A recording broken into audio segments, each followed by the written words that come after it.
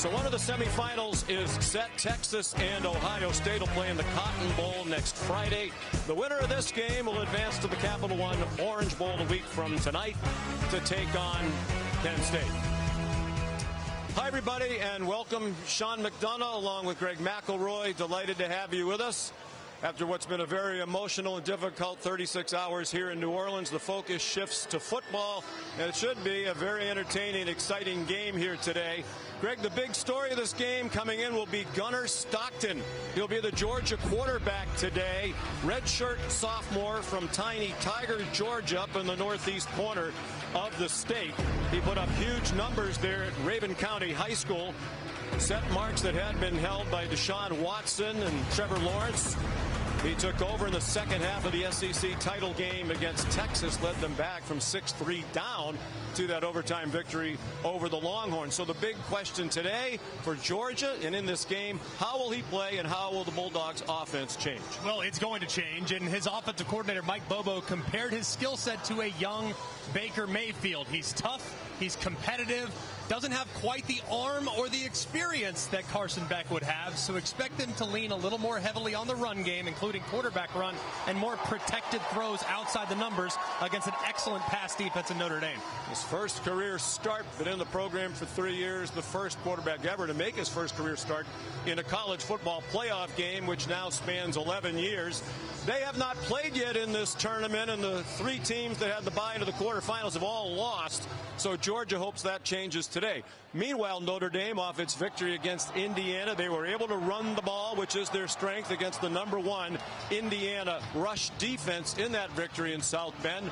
It'll be a challenge to run again today against a very big Georgia Bulldog front. Well, if anybody can do it, it might be this Notre Dame trio of weapons in the backfield. Jeremiah Love, one of the fastest running backs in all of college football. Not to be overlooked, though, is Jadarian Price. Both are 1 and 2 in the country in yards after contact per carry. But don't forget about Riley Leonard and how he can impact the game with his legs as well. They use him an awful lot in the red zone as they get close to the end zone. Notre Dame 12-1, the 12 wins matching the school record. It's the 5th time they've done it. They're about to take the field. Owners of an 11-game winning streak after that shocking loss to Northern Illinois in week 2. 11 times the national champs, but they haven't won it all since 1988. Their 11-game winning streak, the longest in the country.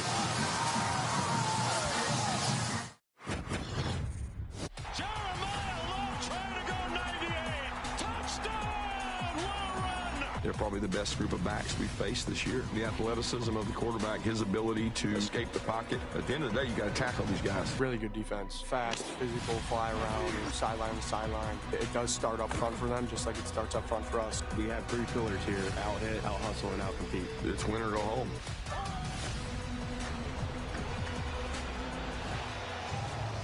And the Georgia Bulldogs in the tunnel, getting ready to take the field. They haven't played since that SEC title victory over Texas on December 7th. They arrive at 11-2.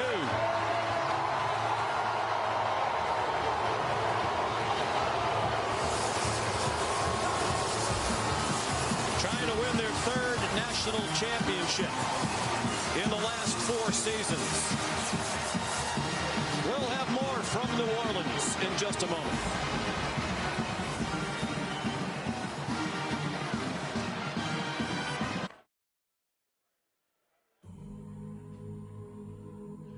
It is a scene unlike anything we have seen before. There's no feeling like the feeling of something new. Jeremiah Love trying to go 98. What a run!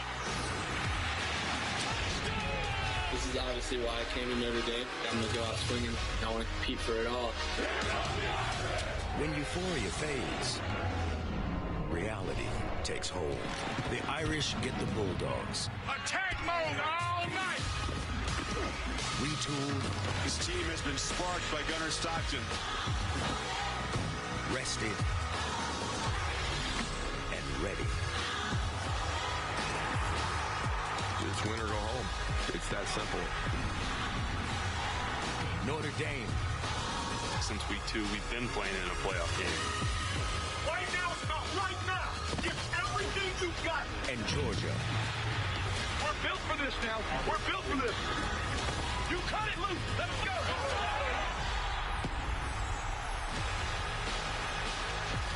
On each sideline, let's start with Molly McGrath with Marcus Freeman. Thank you, Sean. Coach, your defensive front lost a force in Captain Riley Mills. How do you generate pressure on Gunnar Stockton without him? Well, you're going to have to generate it through schematic things, but also just through relentless effort. You're not going to replace Riley Mills with one person, but we got to replace his production with multiple people and play relentlessly, and that's what they'll do. All right, thank you, Coach. All right, thank you. Now let's go to Laura with Kirby Smart. All right, thanks, Molly. Coach, what is important for Gunnar Stockton getting his first start as your quarterback in this game? Play with confidence, play with poise. A running game would mighty help. And then what do you need to do defensively against Riley Leonard and that Notre Dame offense? Try to make him one-dimensional. He's a really talented player. He's got great arm talent, and he can run. So we control the line of scrimmage. All right, thanks so much, Coach. Thank you, Laura. Sean. All right, Laura, thank you. Notre Dame deferred, and that'll put Gunnar Stockton and the Georgia offense on the field first. One quick development. Mitch Jeter back as the kickoff man. He was the first half of the year, and then he suffered a groin injury in week 6, kicking off against Stanford. Eddie Goins had been kicking off since, but Jeter feels he's fully healthy now, so he's the kickoff man. Much more of a touchback kicker. 18 of his 28 have gone for touchbacks. This one will as well, over the head of Anthony Evans. So here comes Georgia, led by Gunnar Stockton, who appeared in 4 games this season and played the second half and overtimes against Texas. Not eye-popping numbers, but from the minute he entered the game, they moved the football. They scored points on 3 of his first 4 possessions. He really galvanized all 10 other players in the huddle. They elevated their level of play, and it became difficult to defend with a mobile option at quarterback in the absence of the excellent Carson Beck. First start for Stockton since 2021 in a state playoff game. Rabun County lost to Thomasville in Class 2A. Trevor Etienne dropped for a loss. Jalen Sneed drops it for a loss of 2. It's an outstanding Notre Dame defense, second in the country in scoring defense, giving up only 13.8 points per game. Only Ohio State better.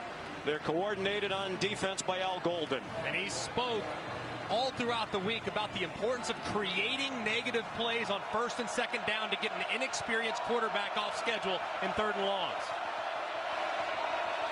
On 2nd and 12, Stockton dropped for another loss.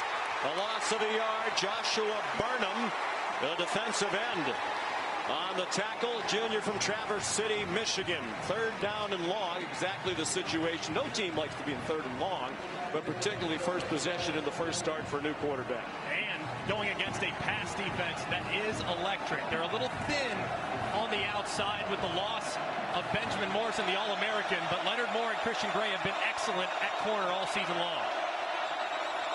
Notre Dame's played that excellent defense despite a lot of injuries, and more with the loss of Mills. Deep throw, incomplete. The Georgia sideline wants a flag on Christian Gray. Dylan Bell, the intended receiver, and there is a flag on the play.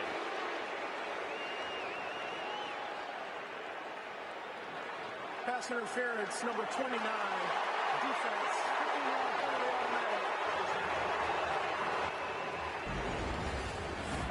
Looked like right there, the left hand, that's exactly what they'll call him for. Gray working against Bell, and Gray has been the guy that teams have tried to attack these last few weeks. Leonard Moore, the freshman on the other side, you would think with his youth, he'd be the guy you'd go after, but Gray got picked on a lot against USC, and Georgia tried to attack him early to test his confidence. As much as people have talked about the cornerback play for Notre Dame, they're outstanding in pass defense. Second in the country. Here's some trickery. Cash Jones flipped it off to the speedster Arian Smith, and he's dropped for a loss. Big loss back to the 33-yard line. The All-American Xavier Watts there for the Irish for a loss of 5. That was a terrific job by not just Xavier Watts, but also Drake Bowen at linebacker. And these linebackers have a really tall task today. With the absence of the big physical interior defensive lineman Riley Mills, Drake Bowen and Jalen Sneed and Jack Kaiser are going to be asked to do an awful lot to create confusion along the front. And Bowen gives them size in the middle of that defense. He's a big linebacker, 240 pounds. Stockton kept it. And he got tackled by Xavier Watts. A gain of 6. It'll be 3rd down and 9. Just more than 2 minutes gone by. And Georgia with the first possession of the football game. And even with Carson back, this Georgia offense on 3rd down, just 63rd in the country, and especially on 3rd and longs. If you get more than 3rd and 4, they're at under 30%. So they have not been good on 3rd down all season long. Etienne, the running back. Notre Dame shows blitz. They do blitz a lot. Stockton flushed. Running out of time. He got hit by Jack Kaiser. And the ball wound up going out of bounds. Officials ruling it an incomplete pass. Well, Jack Kaiser is watching Etienne, the running back, playing man coverage. Is what they do an awful lot of. But as soon as Etienne gets caught in the traffic up front, it frees him up to converge on the young Gunner Stockton. He arrives, and it looks like that ball doesn't come out of his hand before the hand starts moving forward. It might be a fumble, which would potentially give some more yards into the backfield. Passes under further review.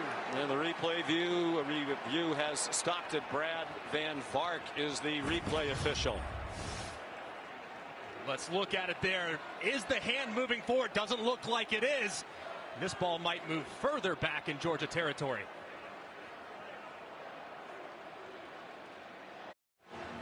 After the replay review, this was deemed a fumble instead of an incomplete forward pass. So it's a difference of 12 yards. They've moved the ball back now to the Georgia 27. And with the attention on Gunner Stockton, here's another big story. Drew Miller is also a first-time starter. This is his first career college punt. Brett Thorson, their All-American punter, was injured in the championship game against Texas. So here's Miller, freshman from Iowa, very highly recruited. They came after him and they hit him. Bryce Young hit the punter.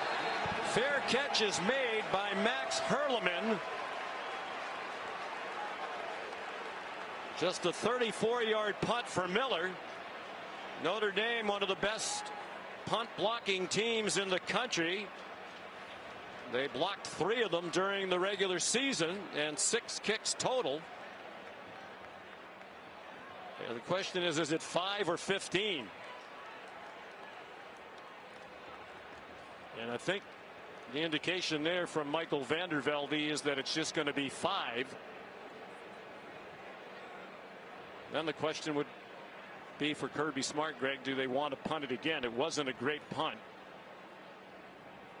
But your punter also just took a big hit. So are you better off giving him a little time after his first career punt that wasn't great? Running into the kicker, number 30 of the receiving team. 5-yard penalty, replay, 4th down. Potentially let off the hook significantly. He's all the way over here, as you can see, coming full speed at the punter and hitting that leg. Very fortunate that that was not a 15-yard penalty, which would have resulted in their second automatic first down by way of penalty in the first drive. Let's bring in Matt Austin, our rules expert. Matt, what do you think, 5 or roughing the kicker? Well, I know that the defender only hit the plant leg, but he hit it, or the kicking leg, but he hit it considerably. I think 15 yards would have been more appropriate here. So Miller will kick again. Now it's 4th down and 16. You're a Georgia fan, you have to be a little bit concerned about the offense so far. That was a bit of a fire drill for Gunner Stockton and his mates. They went after Miller again. They hit him again. It was Bryce Young again. Hurleman trying to return the punt. Georgia fans booing now as their new punter gets hit for the second time. What a way to start your college career for Drew Miller. Out of Mediopolis, Iowa, where he's also a high school quarterback and a soccer goalie, who won all state honors in that sport. I think it's going to be 5 again, because again they're looking to Kirby to ask him if he wants the penalty or not. Yeah, if the last one wasn't 15, then that one probably wasn't. That one wasn't nearly as physical, but a big mistake. The kicker, number 30 on the receiving team. Penalties decline. First down, Notre Dame. You got to look. I know you're excited. I know you're fired up, and I know you've made a season terrorizing quarterbacks, but don't terrorize punters. They're protected, and that right there, just a bad mistake by Young. He's an excellent young player, but got to pull off if he can't get there, and that time he does it, runs through him again.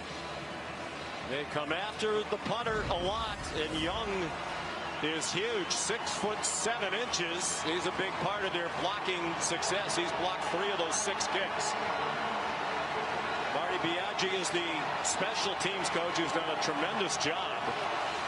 So finally, Notre Dame on offense, led by Riley Leonard. Unlike Stockton, an experienced veteran, couple of years as a starter at Duke, transferred to Notre Dame this year, where he's been the starter throughout. Senior from Fairhope, Alabama. Jeremiah Love was in the backfield. Leonard threw it through the hands of Love as he was chased to the boundary. There's a late flag thrown by the referee, Michael Vandervelde. Looked like the ball was thrown by Leonard, batted back to him by Michael Williams. He ran outside the pocket and tried to throw it again.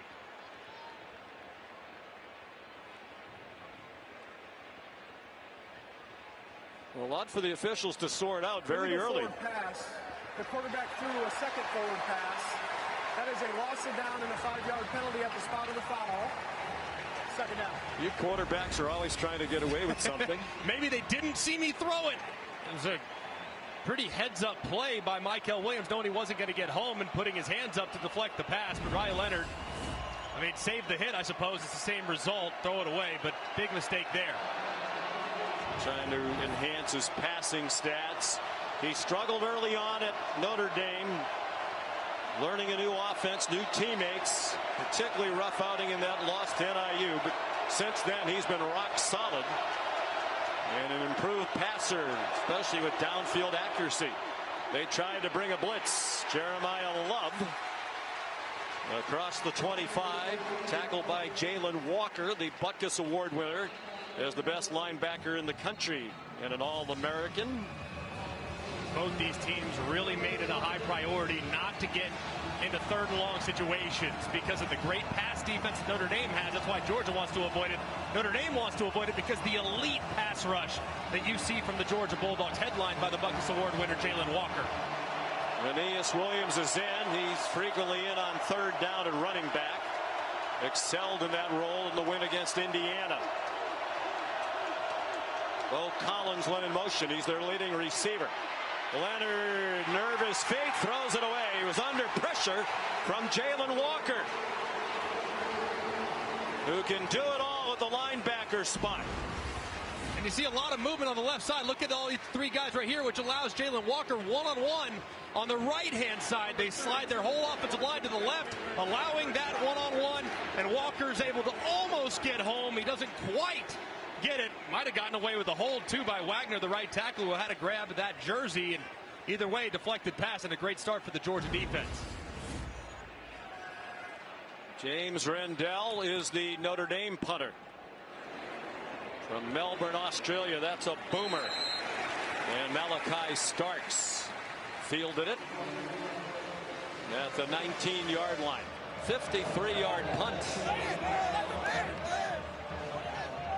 Talking with Mike Bobo, and how do you get a young quarterback comfortable in a setting like this? And he said, hey, look, our first 10 plays are going to probably be our most reliable plays, the plays that he's had the most reps with, not just this bowl prep, but throughout the entire season, fall camp, summer, even spring ball. So these are their best plays, and so far it hasn't been a great start with their effectiveness running them.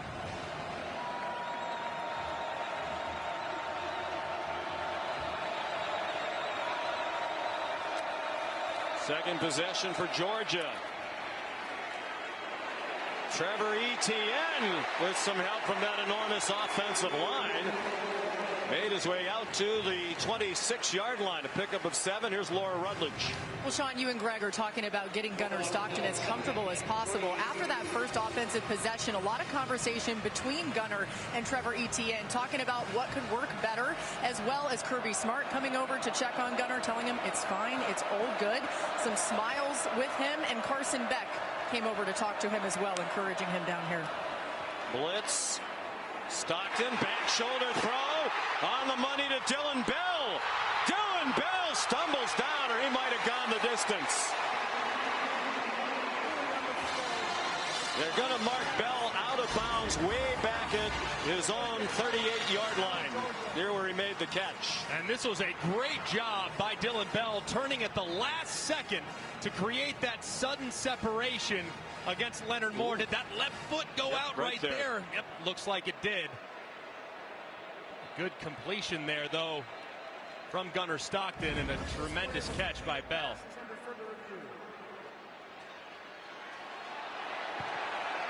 And they said they were reviewing it to see if it was a completed pass.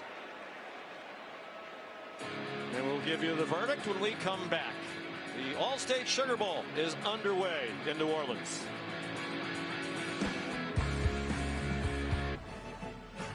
Aerial coverage provided by Goodyear, the best seat in the house since 1925.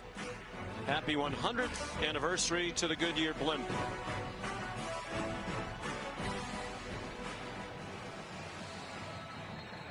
After review, it was deemed to be a catch, and Dylan Bell out of bounds at the 38-yard line.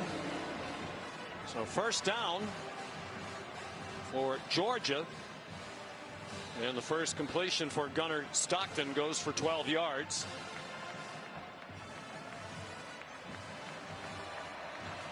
Played in 4 games this year, 4 games last season. In 2022, he was on the scout team all year behind Stetson Bennett and Carson Beck. Trevor Etienne weaves ahead for a yard. Adon Schuler, excellent defensive back, made the tackle.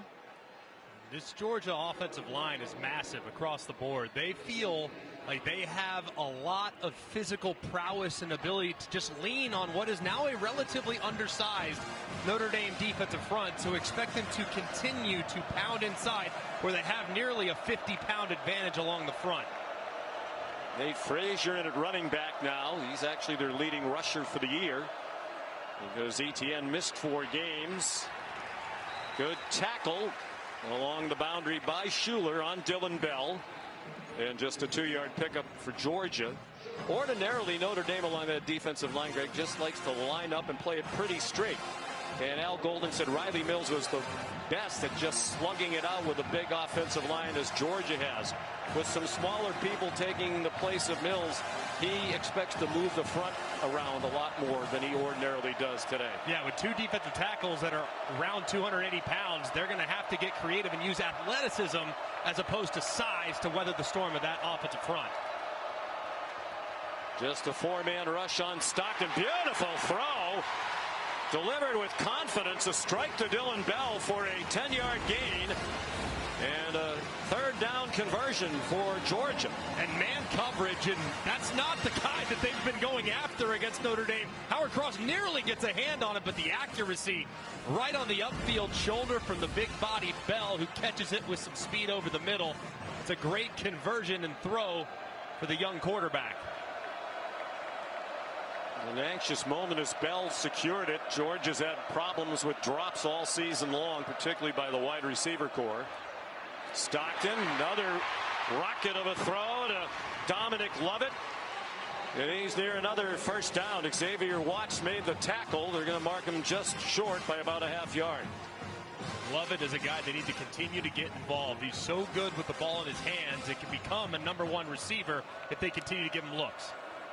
2nd and short. They went with some tempo, and Nate Frazier, the freshman from Compton, California, ahead for 5. And the Bulldogs on their 2nd possession, crisply on the move now.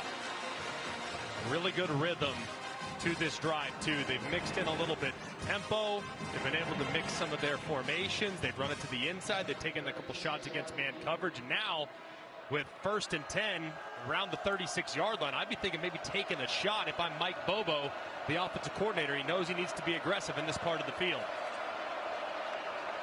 Bobo himself, a former Georgia quarterback back in the mid and late 90s.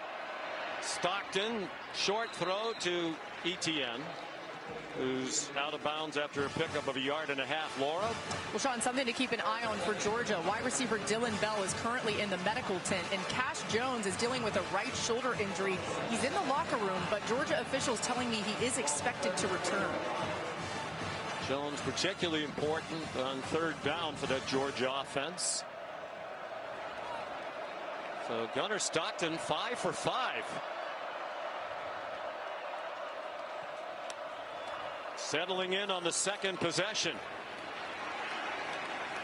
Carries for 1 yard. Drake Bowen made the tackle. There is a flag on the play. Offside, number 30. Defense lined up in the neutral zone. It's a 5-yard penalty, 2nd down. Bryce Young, who's twice run into the punter and now lines up offside. He's the son of the great NFL Hall of Famer Bryant Young. And you see that line of scrimmage. I mean, that left hand is in the neutral zone, and the helmet, that gold helmet, beautiful gold shiny helmet. Can't miss that. You might be able to get away with it if you didn't have such a beautiful golden dome on top of your head, but he's got to settle down a little bit. A few too many mistakes. Are you talking about my golden dome or some nice helmets in this quarterfinal? Love the Oregon helmets yesterday. Frazier, the running back, and he gets stacked up just short of the 1st down. Junior Tui Alamaka at the bottom of the pile for Notre Dame. Here on a 3rd and short plus territory. Probably thinking about 4-down territory, too. I mean, this could be a spot where if you like to run it, that's no problem, but you're probably going to keep your offense on the field when you get to this down and distance. Well, Frazier is the running back. Cash Jones emerging from the medical attention. And a flag thrown.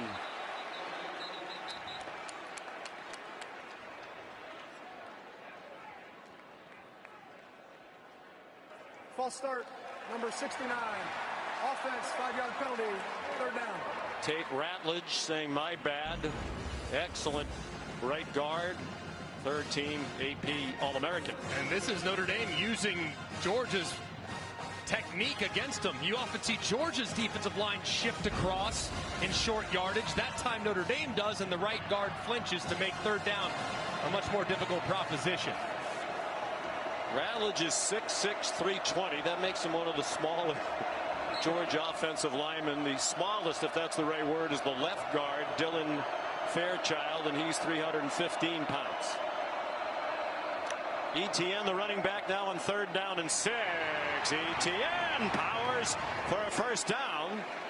Looked like he had forward progress across the line to gain, and he did before he was driven back. 7-yard gain for the Louisiana native from Jennings back at his home state. And just a great job by Georgia taking advantage of the numbers of Notre Dame. There were 3 guys on the left side of the center, and that's exactly what they ran into. There's your 3 defensive players on the left side of center. You run right at it. You have numbers and leverage. And as a result, it forces those linebackers to tackle Etienne at an angle. And you can't do that with that much momentum moving forward. 11th play of the drive. 5 rushes, 5 passes so far. Etienne got stood up and dropped by Gabriel Rubio. One of those who'll see more action than he ordinarily does today in the absence of Riley Mills. And they like Gabriel Rubio and his size. He's not going to be as dominant or as likely to take the game over as Riley Mills naturally, but they do think he can hold up on the interior. And that time he kind of spun in there for Al Golden's defense and found a running back to drop him for a short gain. Nate Frazier, the running back. Stockton faked it to him. Dominic Lovett taken out of bounds just shy of the 1st down marker, tackled by Jordan Clark. for an 8-yard gain. Clark was excellent against Indiana. Transfer from Arizona State. They don't lean much on transfers. Only 13% of their starts all year have been from transfer players, among the fewest in the country. For Marcus Freeman, he said, we're never going to major in the transfer portal. We will minor in it. And Dylan Bell is back on the field. Wide to the left of Stockton on 3rd down and a short 2. 2 tight ends in the ball game. Expect inside handoff here. ETN, they brought a blitz. The ball's out. Don Schuler put the hit on. Notre Dame has recovered the fumble. Jaden Osbury. Well, one way to make up for not having Mills is to blitz in a hurry. And Adon Schuler goes in, puts that helmet right on the football. It pops out. Nobody can find it initially, and then Osbury, the Louisiana native, finally pounces on it. What a huge turnover for the Fighting Irish.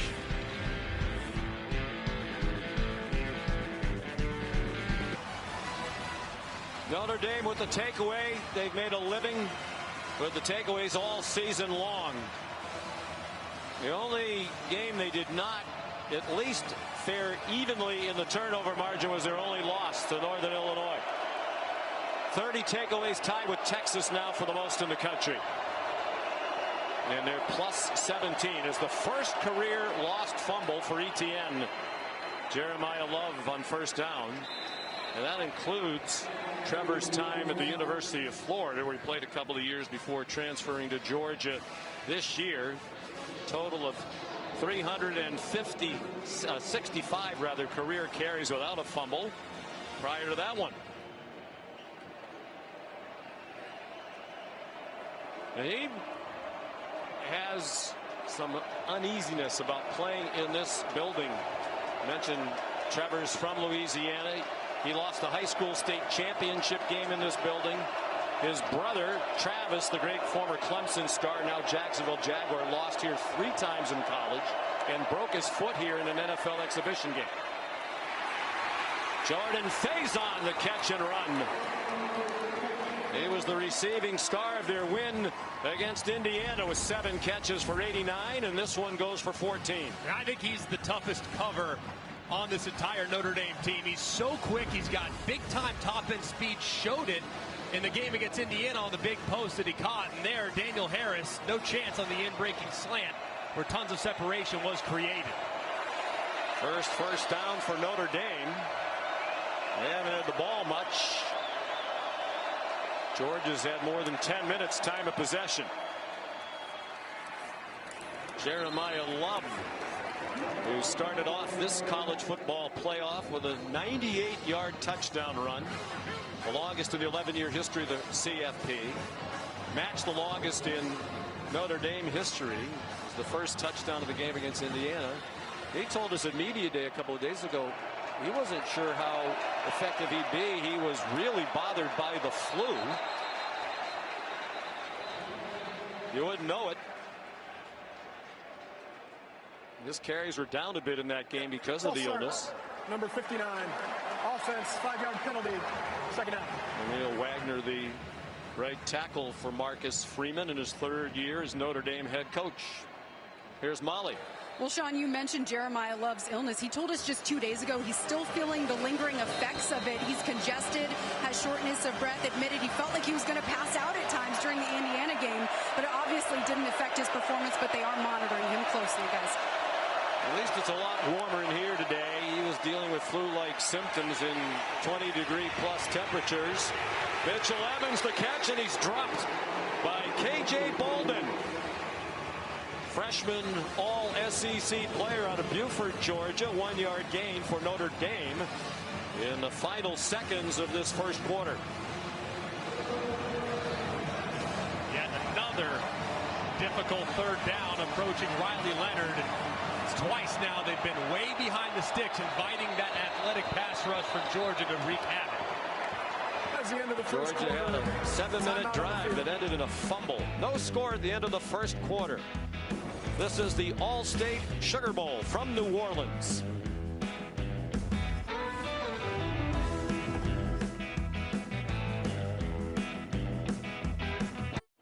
you get your offense going against this Georgia pass rush? You know, we got to be able to run the ball, and we're going to try. We're going to keep going, and you know, we'll be fine. You know, we got to clean up some of the pre-snap penalties. That's the stuff that's going to hurt our entire team. You know, I'm okay with aggressive penalties, but the pre-snap ones where you line off sides and your false start, we got to fix that. All right, thanks, Coach. All right, thank you. Certainly help his offense if they could stay on the field. They ran just 7 plays in the first quarter to 18 for Georgia. The Dogs had the ball for 10 minutes and 22 seconds of the 15 minutes. Mike Denbrock, the offensive coordinator for Notre Dame, one of the very best in the business. Mike Denbrock really stressed the importance of complementary football, too, knowing that the defense, without some key pieces, they're going to be thin. That rotation is not as deep, so they cannot allow the time of possession and the snap exposure for their defense to get too out of control. So got to start putting together some third downs and some drives, take the pressure off. Notre Dame's had just 1 first down. This is 3rd down and 11. The Irish in their own 26. Leonard into a crowd. Good catch made by Jaden Harrison. And a good tackle by the All-American safety Malachi Starks. Just a 4-yard gain, and the Irish will punt again. Yeah, and they just cannot continue to live in 3rd and long situations. Coming into this game, they've converted just 10 of 62.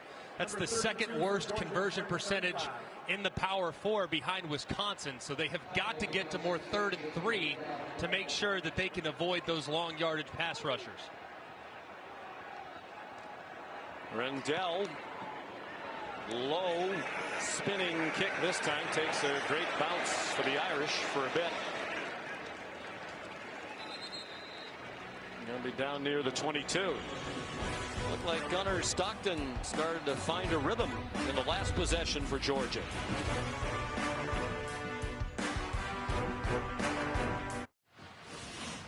Time now for the Chick-fil-A move on the field, and it's the Notre Dame defense so far. They're doing a lot of movement. They have to. They've lost their 315-pound defensive tackle. The good news is the linebackers still have great athleticism. So does the front.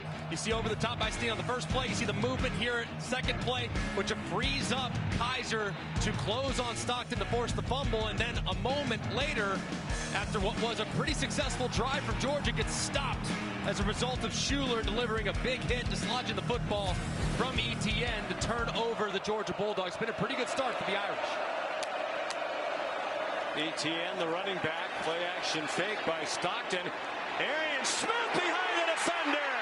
He is one of the fastest men in college football, and they caught him. Xavier Watts got him at the 11-yard line, and then a late flag thrown by the side judge. He beat Christian Gray in coverage for 67. And look at how fast Arian Smith, Christian Gray, kind of squatting there, thinking the route's going to be underneath. You can't do that against one of the fastest men in college football. Arian Smith goes right behind him. The ball is perfectly thrown to the outside shoulder, and while drops have been a challenge at times for Arian Smith, it was not right there. It was a great throw and a great catch down the sideline. And you saw at the end, the side judge collided with somebody on the Georgia sidelines and reached for his side, and then as he marked the ball out of bounds, he threw a flag. It's J.B. Garza. And they're assessing a penalty against Georgia.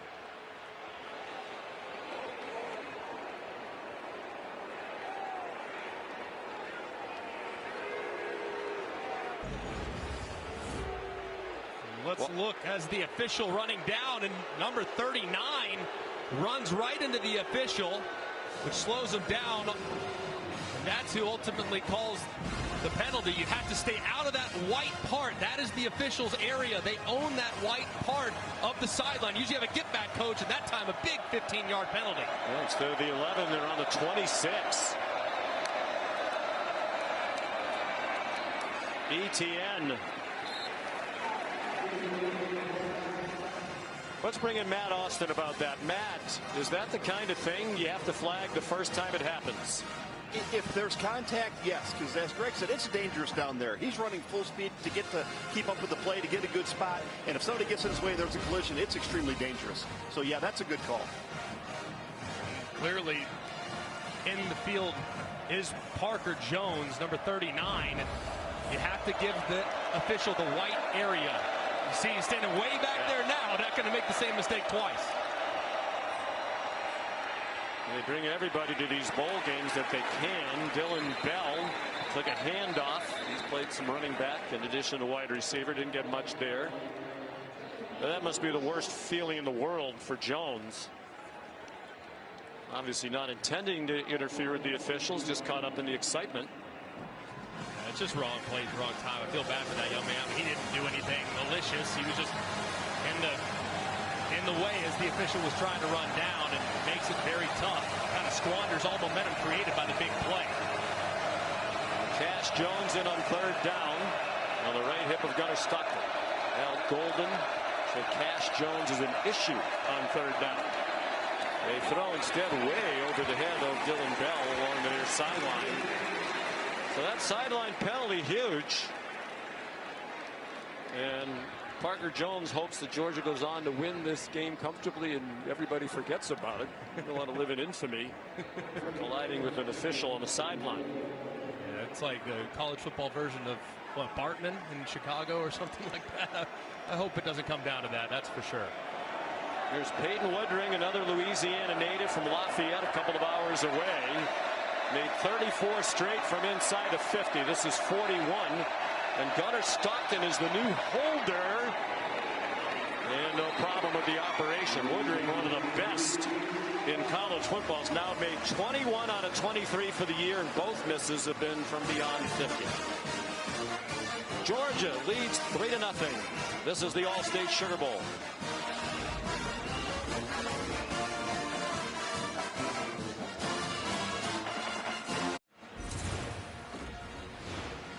This season, All-State celebrates every field goal and extra point made by participating universities by making a donation to the university's general scholarship fund. Thank you, All-State.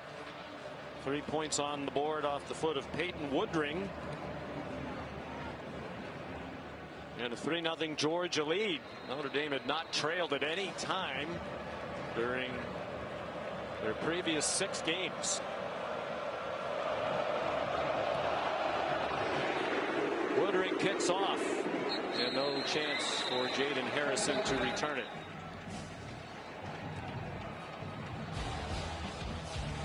The road to the college football playoff championship continues next week with the semifinal games. The winner of this game will advance to the Capital One Orange Bowl a week from tonight, Thursday, January 9th, to take on Penn State. And in the Goodyear Cotton Bowl Classic, Ohio State and Texas. On Friday, January 10th, Ohio State has clearly been the best team in this playoff so far. A couple of dominant wins.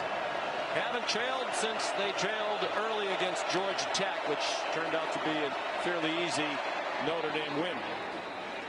Riley Leonard on target to Jordan Faison. Just 7 plays run in the first quarter for the Irish, their fewest in a first quarter since 2015. I think Mike Denbrock going to have to do things like he just did on that last play. Move the pocket a little bit. Get the athleticism of Riley Leonard. Make Georgia's defenders think about that by changing the launch point and giving him an easy completion.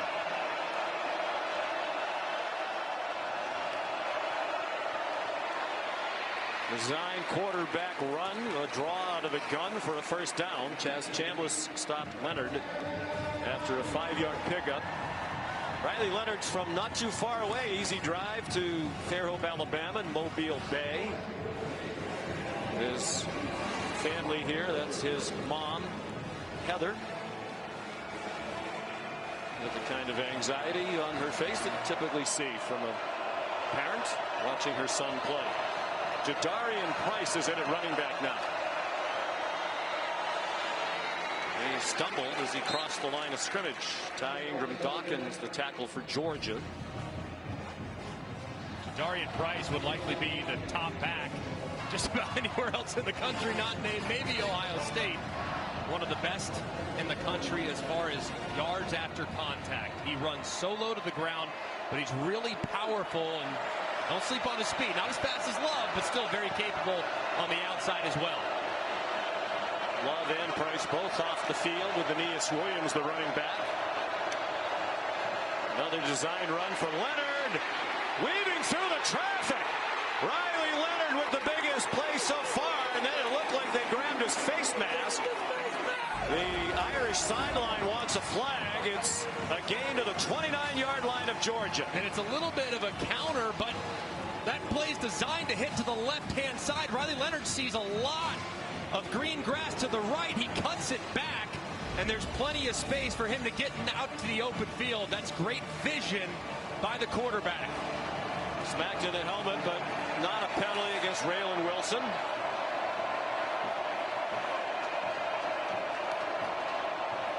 First and 10, Jadarian Price.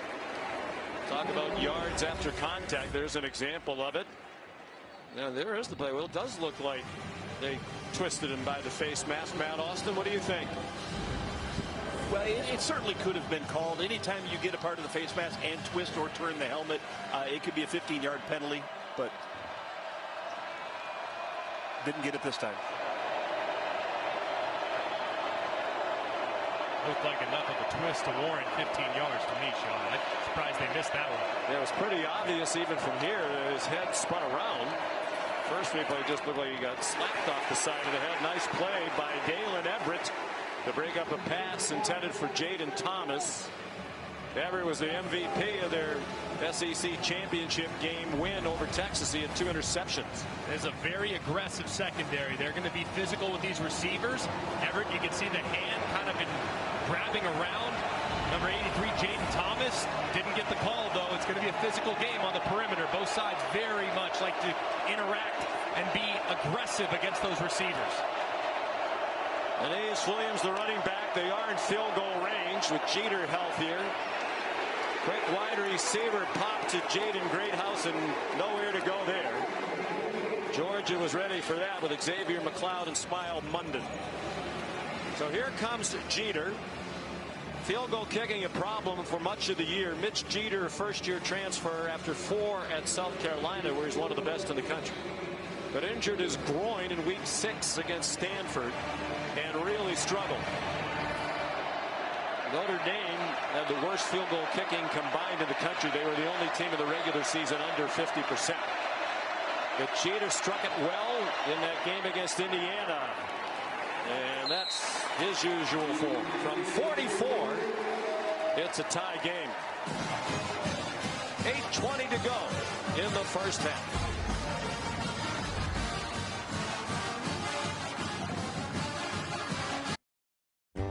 The CFP quarterfinal at the Allstate Sugar Bowl is brought to you by Allstate. You're in good hands. And Capital One. What's in your wallet? Scenes from the first meeting between these two schools in the 1981 Sugar Bowl and the 1980 season national championship for Vince Dooley and the Bulldogs, led by a true freshman running back, Herschel Walker, who ran for 150 and 2 touchdowns against the Irish and was the Sugar Bowl MVP. Hold Herschel to 150. That's a pretty good day defensively. Herschel suffered a separated shoulder in the first quarter of that game. Played the rest and led them to victory. President Georgia native Jimmy Carter was in attendance with about 3 weeks to go in his term, and our condolences to the Carter family on the passing of President Jimmy Carter. So Mitch Jeter will kick off after his field goal. Growing healthier in large part because his dad, Andrew, a chiropractor back in their hometown of Salisbury, North Carolina, has made some trips up to South Bend to help his son get aligned properly and get back fully healthy. His kickoff is a touchback over the head of Evans, wearing shorts today. ESPN Bowl Mania continues with an ACC-SEC clash. After we're finished here, it's the Tax Slayer Gator Bowl. Duke and Ole Miss. First ever appearance of the Gator Bowl for Duke. Terrific 9-win season for Manny Diaz in their first season with him as the head coach. Ole Miss hasn't been to the Gators since 1990 when they lost to Michigan. Tied at 3 nearly midway through the second quarter. First and 10 Dogs from the 25. Stockton taken down from behind and did well to hang on to it as he did not see Junior Taliamaka coming after him. And Tui Alamaka goes right around Monroe Freeling. This left tackle position has been a bit of a problem all season long for the Georgia Bulldogs. It started with Ernest Green. He got banged up, was replaced by Freeling, which calmed things down a bit. But this time, Tui Alamaka comes right around the edge and drops Stockton again in the backfield.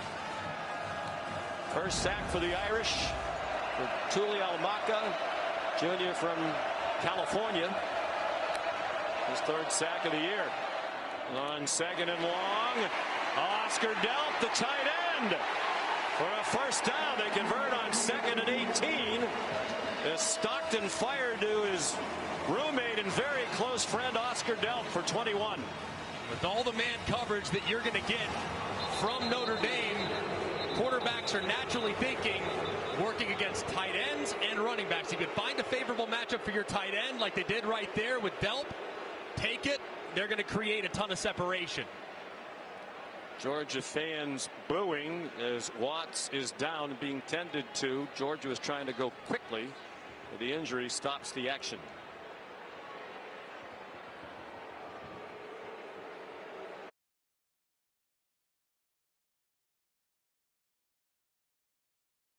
They picked up the tab for 250 students from each school, so these passionate fans become cheer on their teams, wearing Livermore student section scarves, some of them. A moment ago, Xavier Watts having to go off the field, all because Jordan Clark, his teammate number 1, stepped on him, lost his shoe, trying to run off, can't get there in time, so has to go down. They don't like to fake the penalties, but that I think is a good reason not to go down, correct? Yeah, the old fake injury. We've seen it a lot this season. Trevor Etienne, that time great push by the offensive line. He went a long way before he got touched. Tackled by Leonard Hamilton. But a gain of 8, and Xavier Watts with the shoe back on is quickly back in.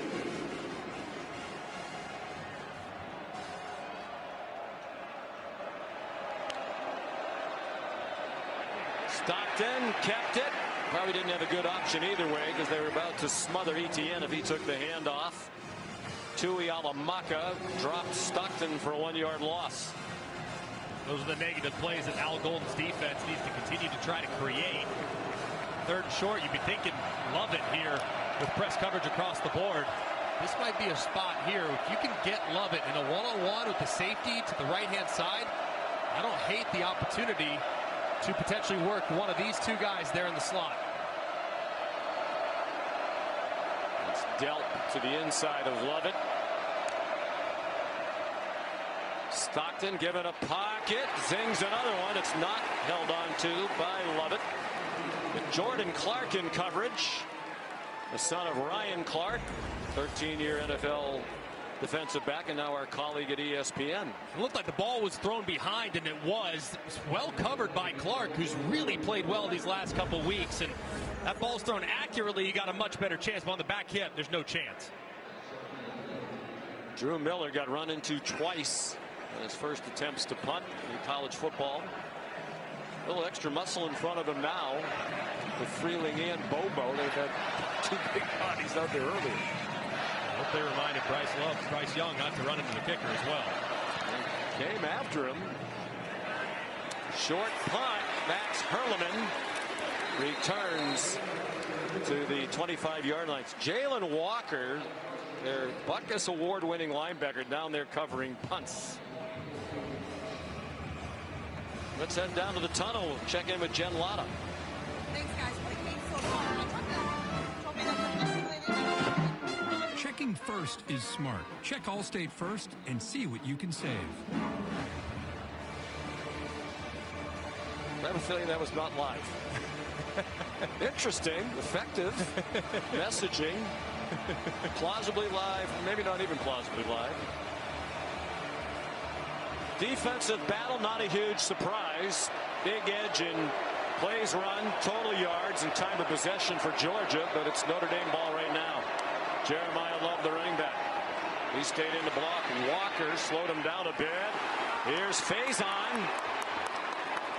Seems to be at his best in the biggest moments. Round one against Indiana, and last year in their bowl win against Oregon State in the Sun Bowl, he was the game MVP. And great protection up front. They have a lot of guys in there to give plenty of time to allow this route to develop. It's going to take some time for Faison, and I love so much how Riley Leonard gets all of his weight behind it. That's a long throw from the far hash. It's accurately thrown, and it's a nice way to start the drive. Faison, also a lacrosse player on the Notre Dame National Championship team, clutch in that sport as well. Love rocked by C.J. Allen. The inside linebacker, Marcus Freeman himself, a former linebacker, was admiring the Georgia linebackers. Said he loves the violence with which they play, and that was an example of it there from C.J. That's the perfect way to describe these Georgia linebackers too, especially C.J. Allen, who forced his way onto the field last year because of an injury and hasn't left. He's been terrific there, centering up the middle and being a physical presence.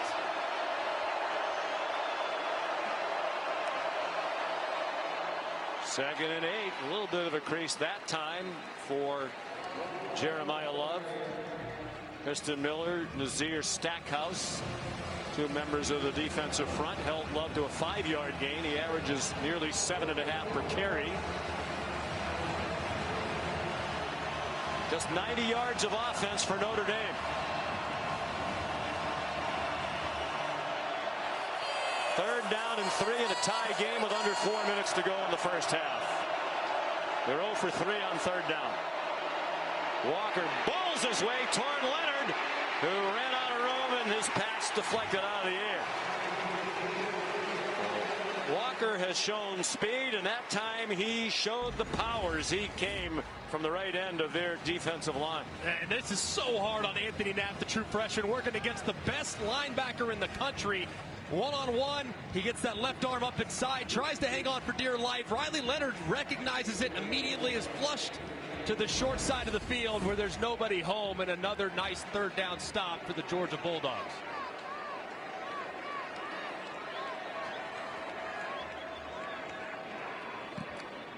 James Rendell punts. Fair catch signaled by Anthony Evans and made. And Georgia will start from the 13. Only 3 points for each team, and to me, if you're a Georgia fan, you have to feel like Gunnar Stockton's actually played pretty well. It's not his fault that they have just the 3 points. He's been great. I mean, he's been accurate. He's been decisive. Now, there have been a couple times where he's felt the rush. It's resulted in a couple sacks, but that wasn't on him. I think he's been everything you could possibly want. Now, can they continue to lean on this Notre Dame defensive front? Because as they continue to mount plays and the time of possession gap continues to widen, will this thinner, injury-plagued defensive front start to give in just a little bit against a big physical offensive line? There's not a lot of depth on that very talented Notre Dame defense. They've been worn down by injuries. Al Golden said our defense keeps getting younger as the season goes along. They come after Stockton on first down, and his pass is incomplete. Trying to get it to Lawson Lucky. Part of a talented tight end group, but Don Schuler had the coverage. The Georgia Bulldog faithful wanting a flag here on Schuler, but he does. You see, there's contact, but it looks like Schuler's trying to look back inside and play the ball. I think that's a good no call. Both guys were being physical with each other, but because they were both trying to play the ball, it results in no call. Stockton 8 out of 11. He's thrown for 130. 67 of those were on one big play. He throws off his back foot and nowhere near lucky. But they had Brock Bowers last year, who's had a record-setting rookie season in the NFL for the Raiders, including here last weekend against the New Orleans Saints. But Al Golden said this group that they have, Kirby Smart at tight end, is really good. And there are 3 of them. Not like Al Golden said, I'm not sure we've seen a group that is deep and talented as this group this season. Yeah, really good group all together. A very physical presence in Urasek, who's transferred from Stanford. Then you have Lucky, who's a great route runner, and a Delp who can do it all. They combined for 60 catches on the year, more than Bowers had last year, though Brock's season reduced by injury. Nowhere to go for Stockton. Chased by Howard Cross. Al Golden said he needs to have a huge game. One of the veterans of that defense, particularly in the absence of Riley Mills. He needs to be a force in the middle. He has been so good throughout the course of his career, and Riley Mills has always been that big guy that ate a ton of space inside and really gained a lot of attention, which allowed Howard Cross to get a ton of one-on-ones. Now he's going to have to create them himself and win his fair share. Third punt for the new punter, the true freshman Drew Miller, and a good one. Fair catch made by Max Perleman. A 48-yard punt. Saturday on ESPN and ABC, we'll cap off the regular season with a special all-AFC North doubleheader with playoff implications. 4:30 Cleveland and Baltimore, at 8 Cincinnati and Pittsburgh. Both games can also be seen on ESPN Plus and ESPN Deportes. Ravens can clinch the division with a win, tie, or a Pittsburgh loss. They've been the hot team lately while Pittsburgh has been scuffling. They can still win the division if they win and Baltimore loses.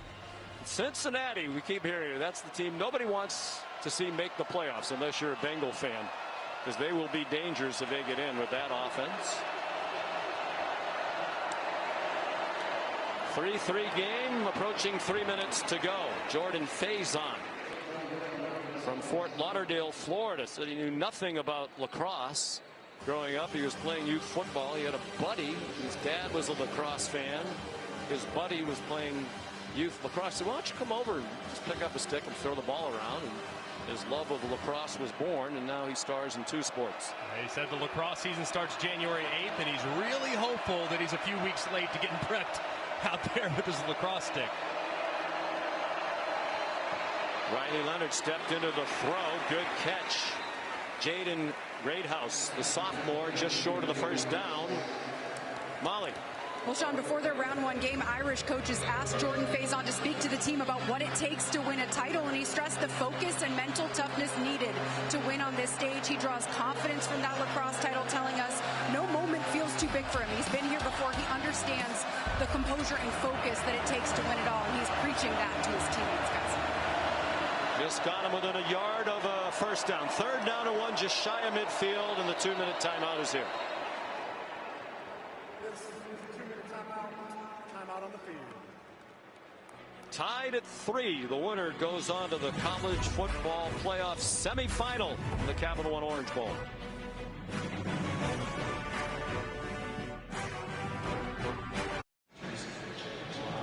We're back in New Orleans and coming your way on the Mercedes-Benz halftime report. I'll be joined by Tim Tebow, Jordan Rogers, Roman Harper, talking about what we've seen, this defensive battle in the first half and what we need to see from both of these teams in the second half. There are the guys over there, and of course, figure out exactly what needs to happen for Notre Dame. They get the ball first half. Well, Tim would like these 2 quarterbacks, both dual threats, like he was.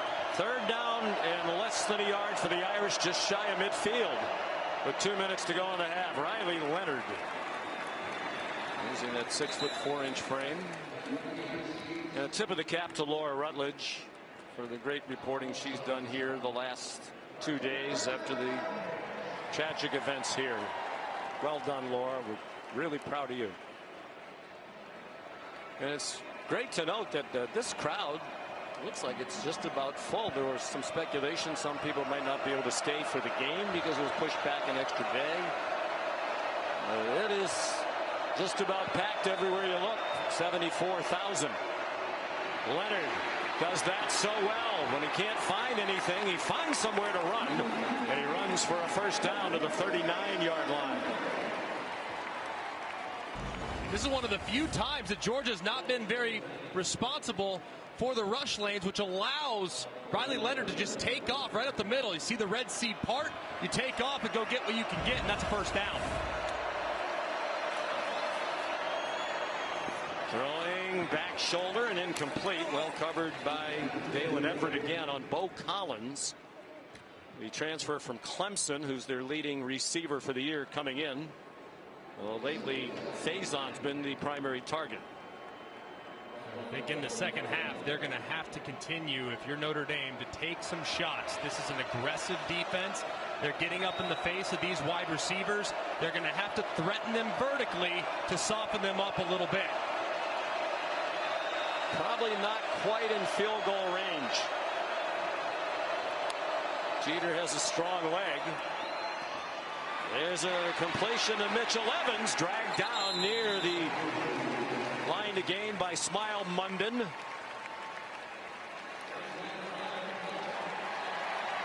AT&T connected cam shows you exactly where Mitchell Evans went down, and they gave him the first down. I think that's a good call. 29-yard line. 1 minute to go. 3 timeouts on each side and a big sack. Smile Munden. The first sack of the day for Georgia. And a timeout called by Notre Dame. Notre Dame has called their first charge. Timeout. 30 seconds away. And this is a critical error right here. You got movement all the way across, and Smile Munden comes around Nias Williams, who blocks up inside on Allen. Leonard runs right into it. You cannot take a sack in that scenario. You're in field goal range. A sack knocks you out. You have to anticipate pressure from the opposing defense. Riley Leonard's played way too much football to make a mistake like that. Now, on second and long, you got to get half of it back to get yourself back within striking distance of a field goal. Smile Munden, senior, missed 4 games this year with a foot injury. He's been a big part of their successes in recent years. Georgia defense that hasn't put up the same kind of numbers, and many have asked, has there been a drop off? You know, Kirby Smart told us he thinks a lot of the stats on both sides of their football are a result of the fact they've played the toughest schedule in the country. The schedule has a lot to do with it, but they also have had to deal with a lot of guys that have been in and out of the lineup from time to time. Smile Munden being one of them there, middle linebacker.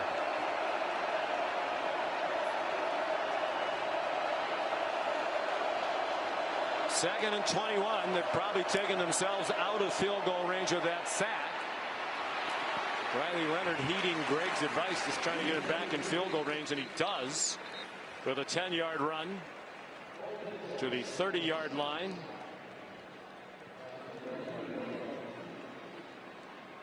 Looked like somebody called timeout, or maybe they stopped it because the helmet came off. Xavier McLeod's helmet came off for Georgia. The officials have stopped the clock for the moment as they confer about that. They're going to potentially assess a 10-second runoff because the clock had to stop for the player to get out. Due to the helmet coming off by the defense, the 10-second subtraction has been declined by Notre Dame. Clock will start on the snap. Which is a break for Notre Dame, because it would have been a running clock. So they are able to preserve some time. Still 2 timeouts. And now back to the original down and distance off 1st and 10. Anticipating pressure from Georgia, trying to knock you out of field goal range. So the answers from Riley Leonard is got to get it out quick and be decisive with where he goes with it. Mitch Evans, the motion man. And a low throw for Nias Williams and an incomplete pass. Williams had his operation, or rather Leonard had his operation speeded up, and Williams could not make the catch. So here comes Jeter. He showed that he was healthier in the last game against Indiana, and we made a couple, including one from 49, which is his longest of the season. Made one from 44 today. This is from 48. A graduate student from Salisbury, North Carolina, outside Charlotte. Georgia has called their first charge time out of the half. 30 seconds in length.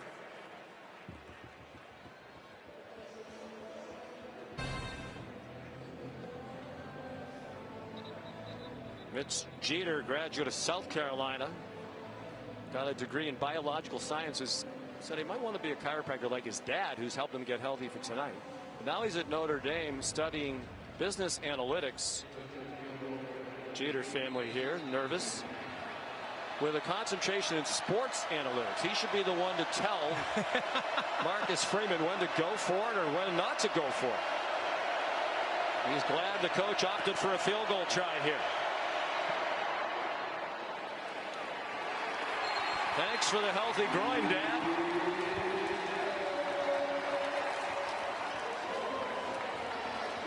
Notre Dame leads 6-3 with 38 seconds to go in the half. Perfect snap, perfect hold, right down the middle with excellent rotation. Marcus Freeman, you gotta love the story of a young man like Mitch Jeter, who throughout the course of his career had been so good at South Carolina, one of the top players in the portal, transfers to Notre Dame, gets hurt, and has persevered through that injury. And his family, looking on, has to be so proud, understanding everything that he went through to get back onto the field and successful. And his health's important. You need to get in these playoff games. If you're in a close game, the field goal could easily be the difference. Well, there haven't been a lot of close games so far in the 7 previous games played in this college football playoff. 6 of them decided by double figures. The only single-digit win was Texas yesterday in the classic double overtime against Arizona State. Some other trends in that on-campus first-round action. The home team won all 4. And in this quarterfinal round, the teams that had the bye, the 3 conference champions who've played so far, have all lost. Georgia hoping that's not a 4-for-4 sweep. Well, normally, if Carson Beck was under center, you know that Georgia's going to go into overdrive here in a 2 minutes to try to steal some points. Based on how Stockton's played in the first half, and I might get aggressive here. Great throw on the in-breaking route, moving the pocket, finding a hitch to the outside. Accurate throw, and then how about this beauty? To Arian Smith, one of the fastest receivers in the sport. Sees the matchup, sees squat coverage, perfectly thrown to the outside for a big gain. He's been very impressive in his first career start. Actually a higher rated prospect coming out of high school than either Riley Leonard or Carson Beck. He got hit again. The ball's out. R.J. Oben knocked it out. And junior Tuialamaka has it for Notre Dame.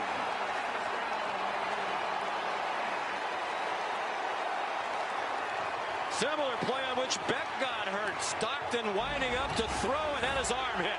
Wow. I mean, just massive as Oben working against the left tackle again. A position that has given them so much fits this season. Monroe Freeland can't get out of his stance. Oben goes right around him, strips it as Stockton is getting ready to release the ball.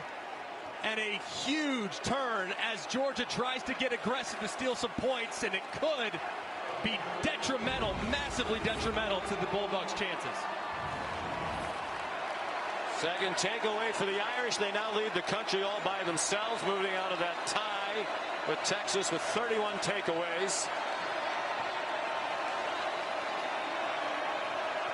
13-yard line. 33 seconds, 2 timeouts. Notre Dame with a chance to add to a 3-point lead. Play fake. Leonard to the end zone. Touchdown Irish. Bo Collins with the first touchdown of this game.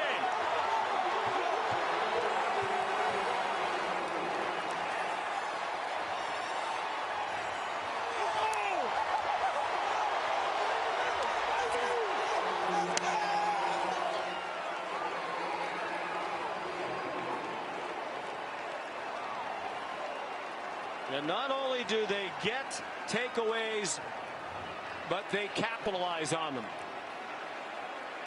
Notre Dame came into today 141 points off turnovers this season, 35 more than any other team in the country.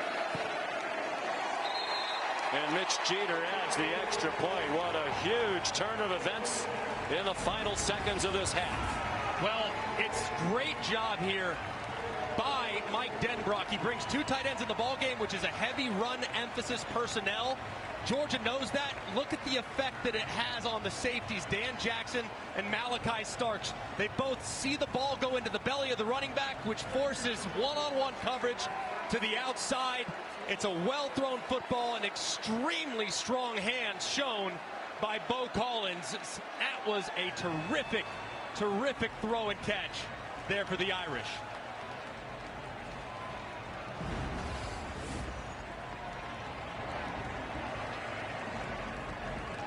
Capitalizing on the turnover. 10 points in the last 11 seconds. So they have struggled to move the ball for much of the half.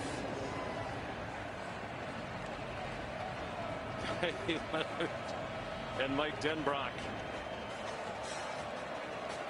Amazing how it's changed. Early in the year, Leonard's confidence shot after that loss to Northern Illinois.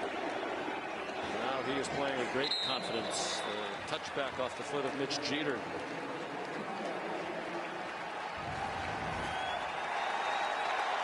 There's the number we spoke of earlier. A huge part of their success. They take the ball away, and when they do, they score. Just tremendous job there by the defensive front. Now that's the third sack. They've gotten home, forced a couple fumbles. They've hopped on one there to give their offense a chance, and the veteran group offensively pays it off with 7 points.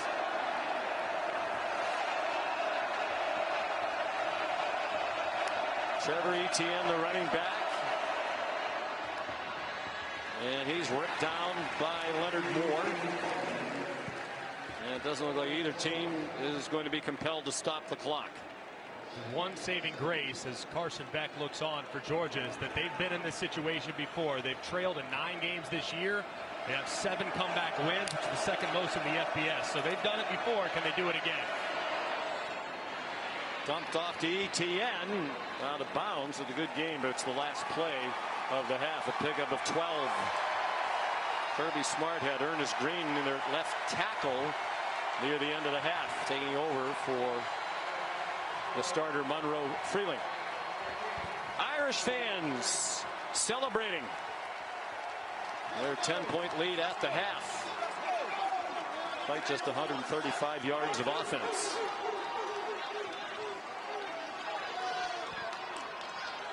Here's Laura Rutledge. Thanks, Sean. Coach, how would you describe the way that this first half ended?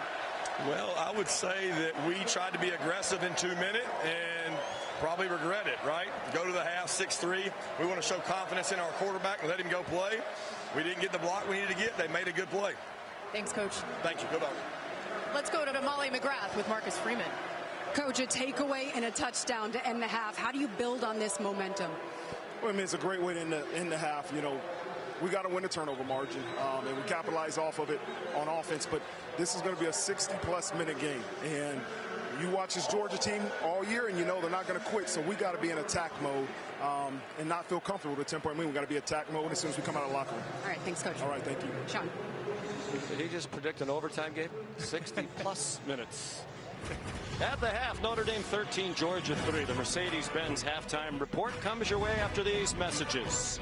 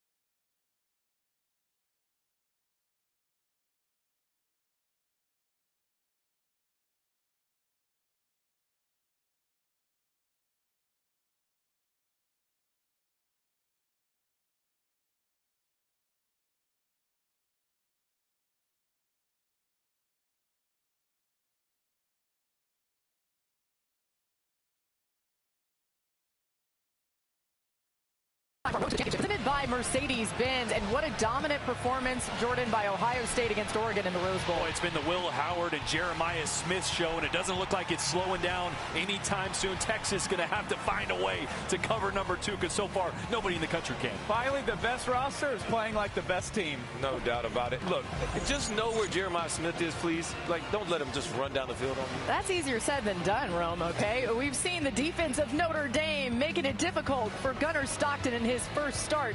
13-3 Irish at the half. We'll be right back. This halftime report is presented by Mercedes-Benz.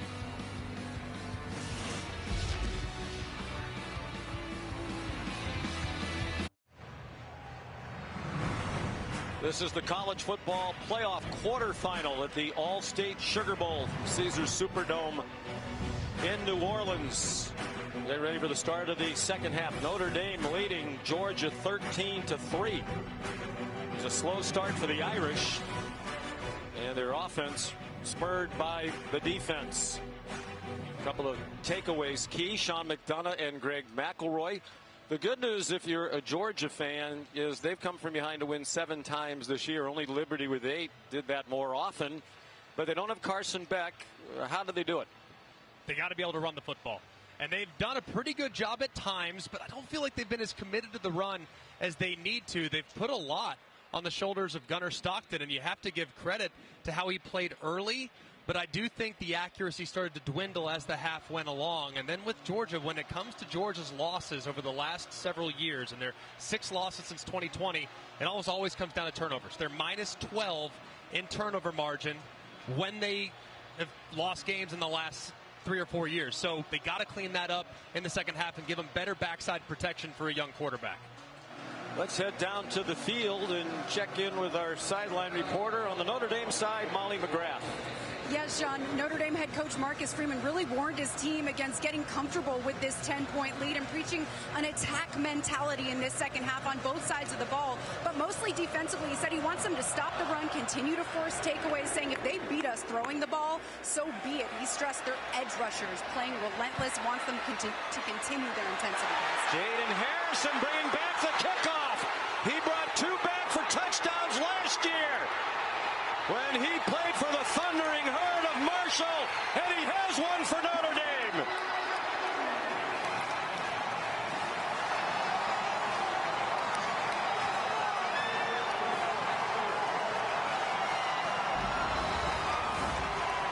What a start for the Irish. Tremendous speed by Harrison. They brought him in thinking he'd be a deep threat. He makes Cash Jones miss. Really the only guy that had much of a chance beyond Peyton Woodring, who was going to have a very difficult time tackling the speedster on the sideline. And my goodness, what a play by the Fighting Irish. Harrison hasn't done a lot as a receiver for Notre Dame, but a huge impact as a kick returner. He was the first-team All-American kick returner last year.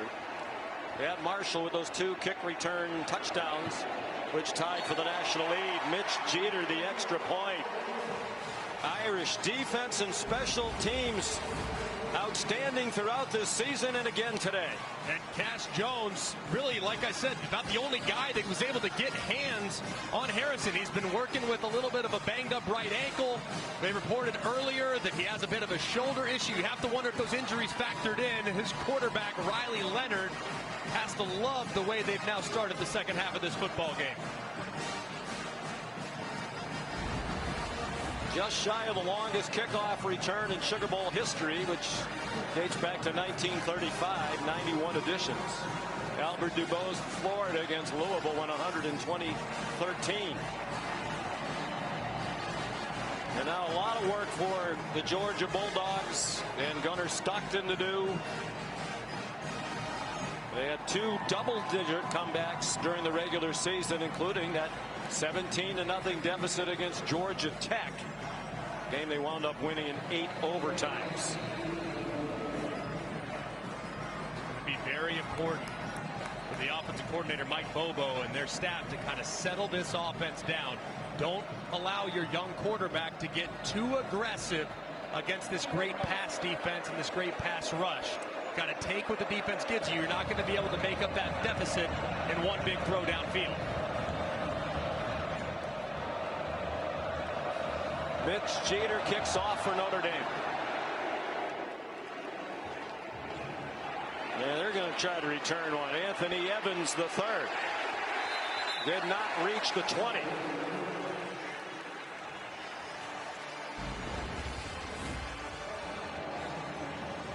Marcus Freeman.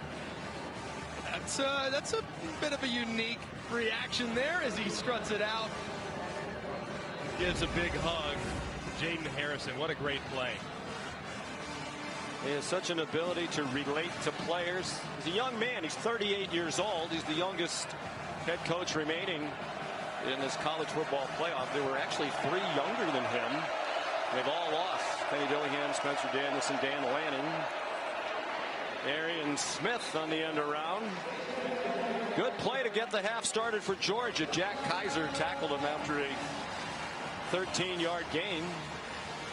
Kaiser playing in his Notre Dame record 68th game he played against Herschel Walker here in 1981. Feels like a redshirt freshman that year. First year was 2020. One of the great students in college football. Graduated undergrad with a 3.8 and got a master's in accounting with a 3.98. ETN following the block of Xavier Truss and didn't go very far. Trevor got a couple. I think this is something they need to continue to lean on. This is the screen game, and Truss out there, the right tackle. They've now moved him over to the left side. Kind of solidify things. Monroe Freeling giving up 2 early sacks and a few pressures, and Ernest Green struggling in there as well, who looks like he's now playing the right side, was the left tackle throughout most of the season. So changing up the front, but the screen game can slow down the aggressiveness of this Notre Dame defensive front.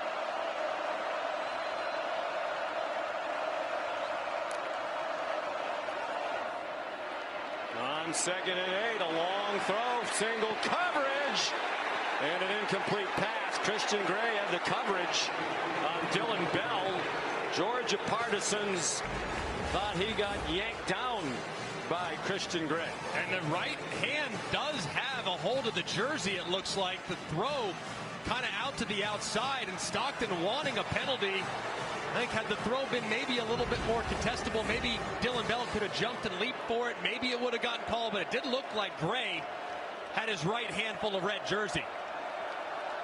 Georgia 2 out of 7 on 3rd down, 0 for their last 4. Stockton, after that hot start, has cooled off. 10 out of 16 for 144. He completed his first 6. Wow, big timeout now called by Kirby Smart. He said this is something you take for granted when you have a great quarterback like Carson Beck. He gets you out of a jam. They had to burn one here early, 17 points down in the second half.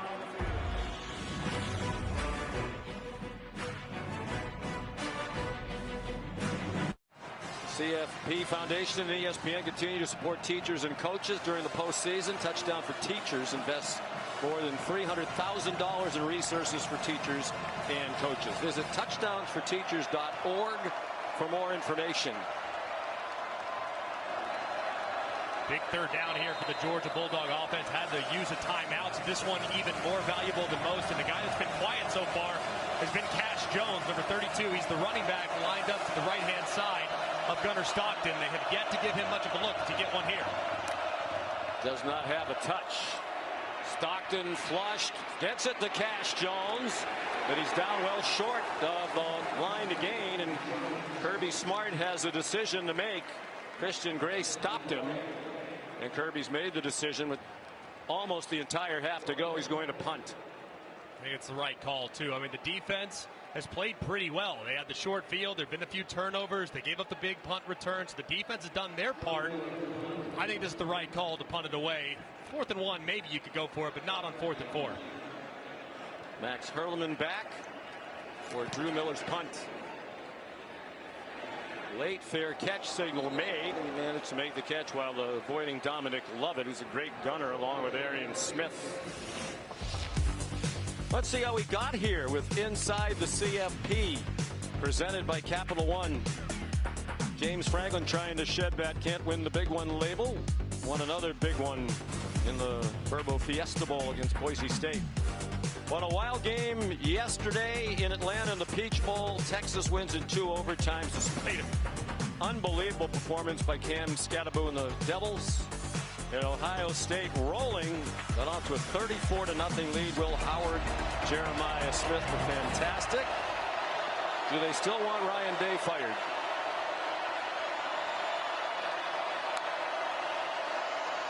First down, Notre Dame. Jeremiah Love stopped by Smile Munden down low. Dan Jackson up high. Notre Dame scored 17 points in a span of 25 seconds, dating back to the end of the first half, hoping that they'll take on Penn State in the Capital One Orange Bowl next Thursday night.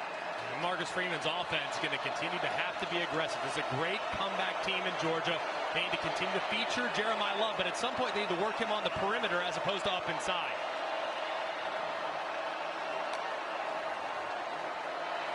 Leonard. And it's batted down by Nazir Stackhouse. Well, with the offense slumbering, Georgia could use a big play from its defense. That was the play there, trying to get Jeremiah Love out on the outside with plenty of room. And now, here 3rd and 8.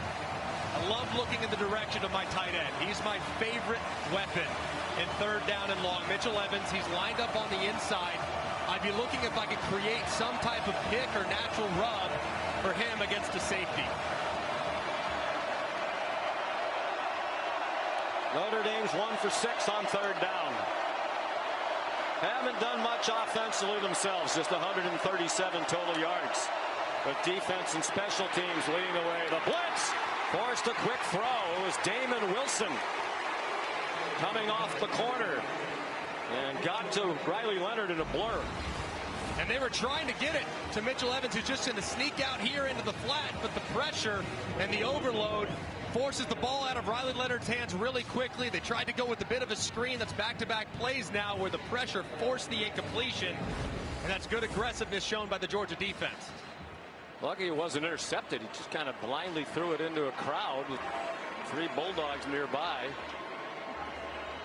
It's been one of the biggest factors of this game. A +2 in the turnover margin for the Irish.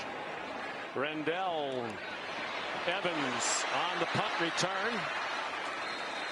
And Georgia will start at the 38, 45-yard punt and a 6-yard return. This is the All-State Sugar Bowl.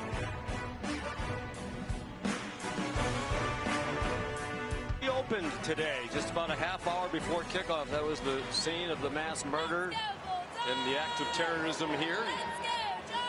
Now about 38 hours ago. Crime scene cleared. And business as usual in the French Quarter, although the memory of what has transpired will linger forever. Very sad episode, not just here in New Orleans, but for all of America. The game being played, you wouldn't know anything had happened a couple of early mornings ago. Festive atmosphere throughout. The building secure.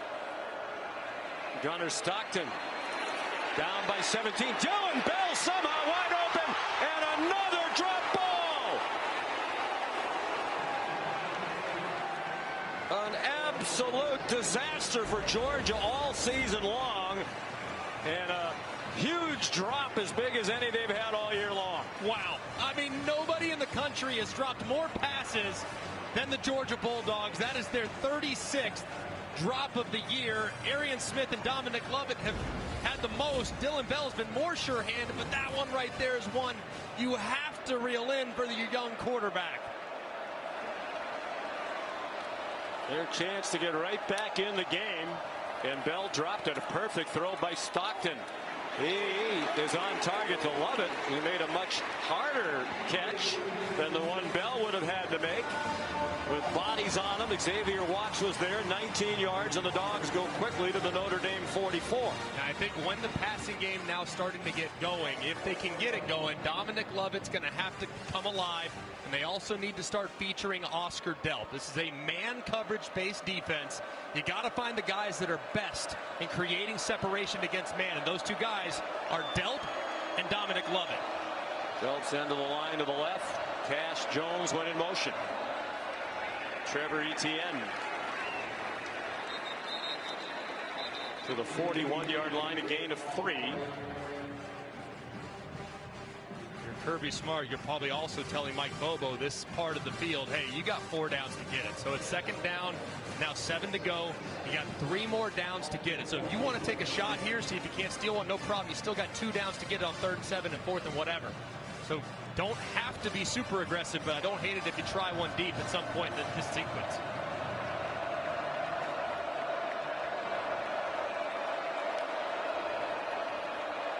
Stockton under duress, did well to get it off. Nate Frazier, first down Georgia. To the 31-yard line, Jalen Snead came on a blitz, and Stockton dealt with that very well, 9 yards. And that was a terrific play by Gunnar Stockton. That was next level, and that's what Mike Bobo wanted to see from him, reacting. They brought pressure. They tried to call a blitz. They tried to call a blitz beater. Didn't work out. He got rid of it before he was sacked, and it turned into a positive play. They say no one does more film study than Stockton, even though he was the backup. He was constantly in the film room, watching a lot of film of offensive linemen, in fact. He throws wide open. Cash Jones has it and has a touchdown. 32 yards for number 32.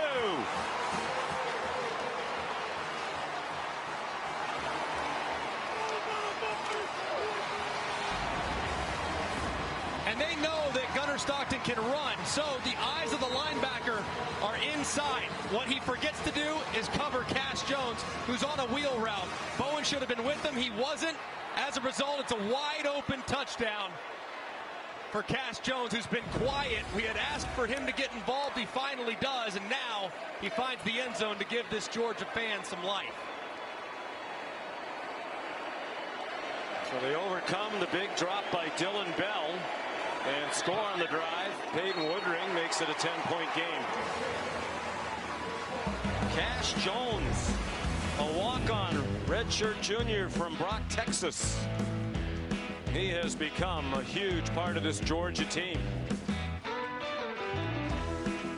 And first touchdown pass of this season for Gunnar Stockton.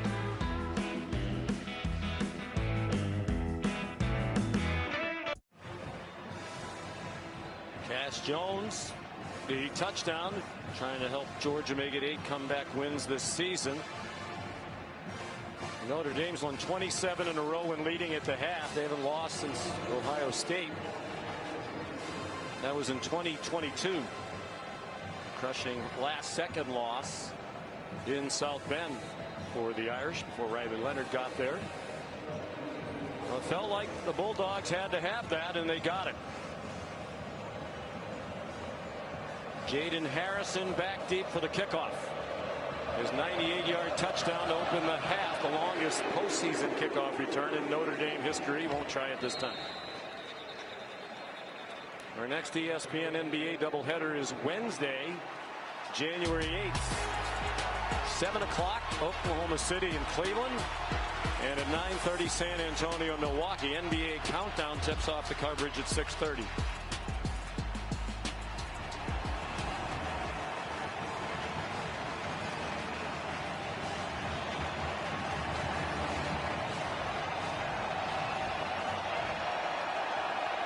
Georgia fans fully engaged now. And a long way to go. 9:36 to go, third quarter.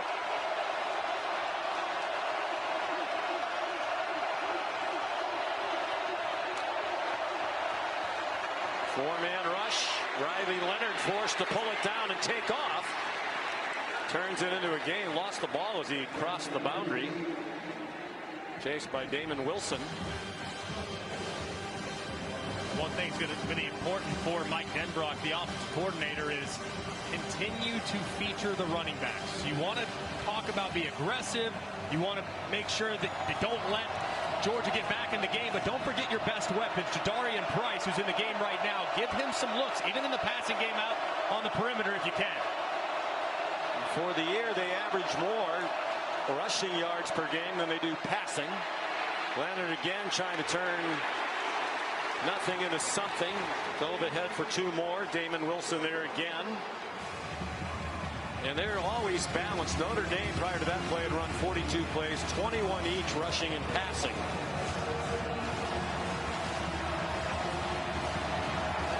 In the previous 8 games, they had at least 150 yards rushing and passing. They strive for balance. You have some soft coverage here in the slot. Malachi Stark stays that deep. That'd be the direction I'm looking. 3rd down and 5. Georgia trying to continue its momentum with a big stop. Leonard finds Mitch Evans. 1st down. Out to the 41-yard line for Evans, senior from Wadsworth, Ohio. And a great job by Evans, just such a veteran, has great feel for zone coverage. He sees a red jersey outside, he sees a red jersey inside, so what do? You just turn, get big for your quarterback, and give him plenty of space. That was well designed and good throw and catch. Battled injuries throughout his career, but he's one of the best tight ends in the country. Divided loyalty in his family. His sister Casey Evans was a volleyball star at Georgia. She's 2 years older than Mitchell. Outside, Jadarian Price, a flag thrown by the back judge.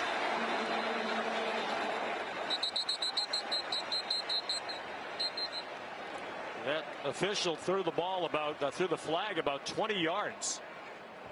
Back toward the line of scrimmage, the back judge, Daniel Young, might bring back a 20-yard run. Holding number 1. Offense, 10-yard penalty, still 1st down. Jaden Greathouse. And this is tough on Greathouse because this ball is designed to hit up inside. Price bounces it all the way back to the outside, and he has to hold the block forever, no pun intended. He's engaged with Janelle Aguero right there, and as Price gets to the outside, he grabs him with the left hand, slowing down Aguero just enough for the back judge to call it. That's a great call by the official and a tough ask on Greathouse. Clearly a hold. Comes from the spot of the foul. The officials are trying to figure out where to mark it.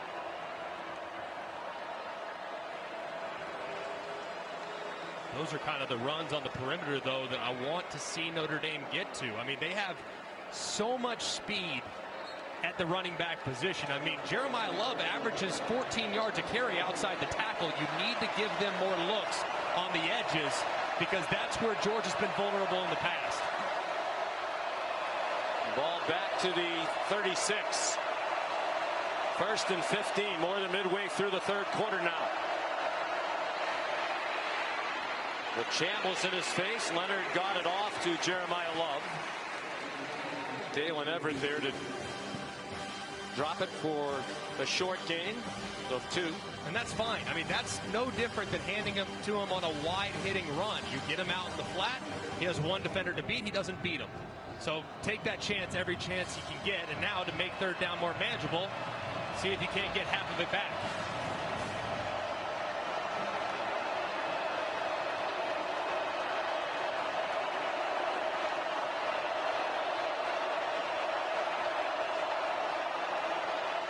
Here comes a blitz. Leonard forced to throw it, and it fell well short of Greathouse with Jonelle Aguero in coverage, the sophomore defensive back from Lynn, Massachusetts. And you're seeing a ton of slide protection right now from Notre Dame, which is, I think, ridiculous. You shouldn't do that. You're taking Rocco Spindler, your right guard. You're abandoning the best pass rusher and making your running back, Jeremiah Love, block the best linebacker in the country. You can't do that. They need to be more sound in protection and not allow mismatches in the pass rush.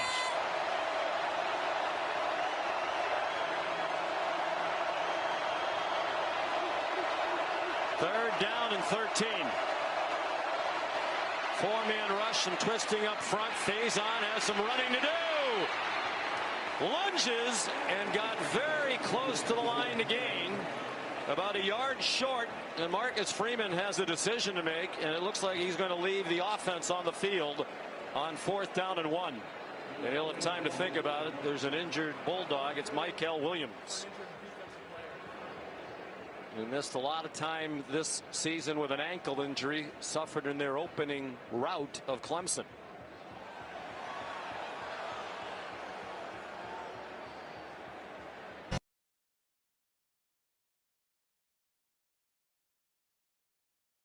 They led moments ago by 17.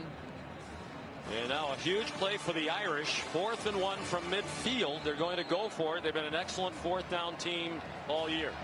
And on 4th down, they've been one of the best in the country in conversion rate, like you referenced, 5th in the FBS. But the guy they lean on short yardage is Riley Leonard.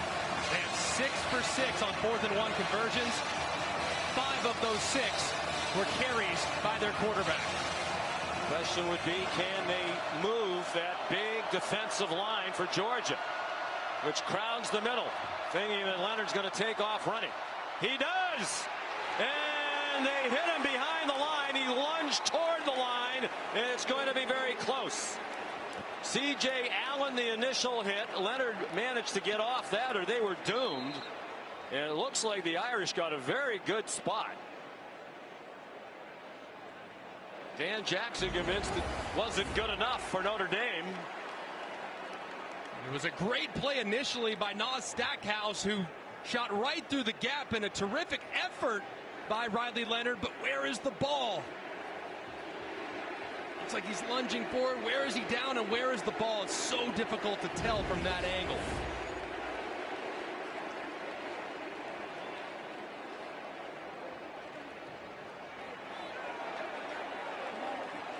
Anxiety on all sides. Short by about 6 inches. You mentioned it. They use Riley Leonard all the time. That's a big ask against this bunch to run up the middle when they were crowding the middle.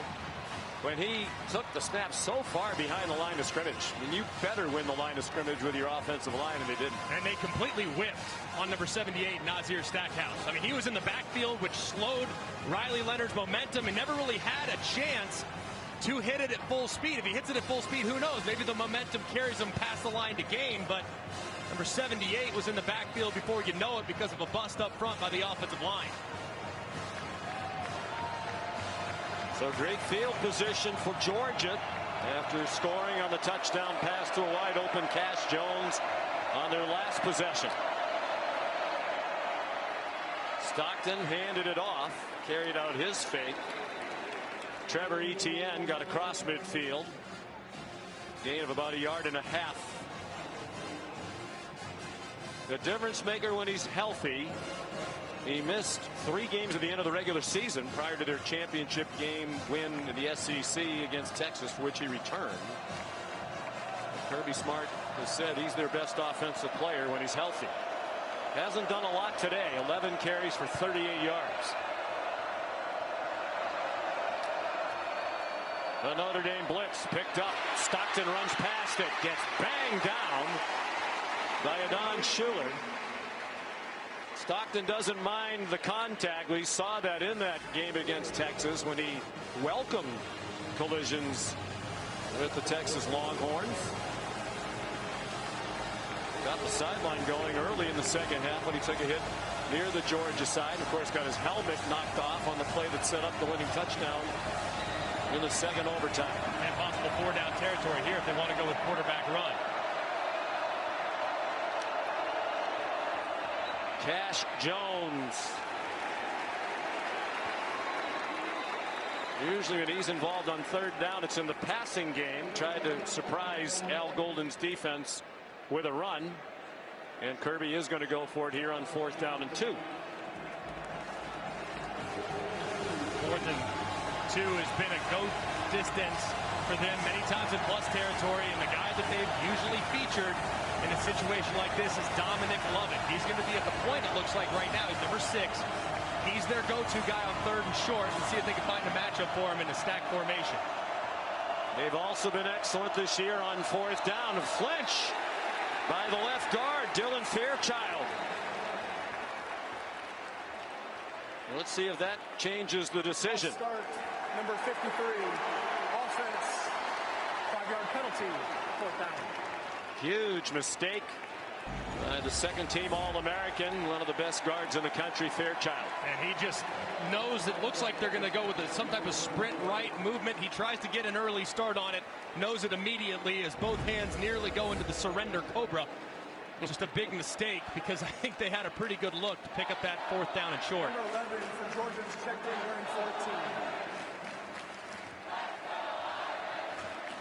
14. And here's Drew Miller. Has handled himself well in his first college game for the injured Brett Thornton. Movement again on both sides. Looked like Notre Dame was moving first, and then there was a flinch on the Georgia side.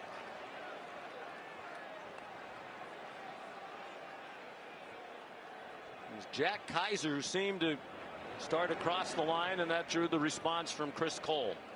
Play a game. Defense number 24. 5-yard penalty, still 4th down. Wow. And that could have been some type of a discerning signal or something where they say something that would kind of falsify a snap count. And now Kirby's going to bring his offense back on the field to try this 4th and short again.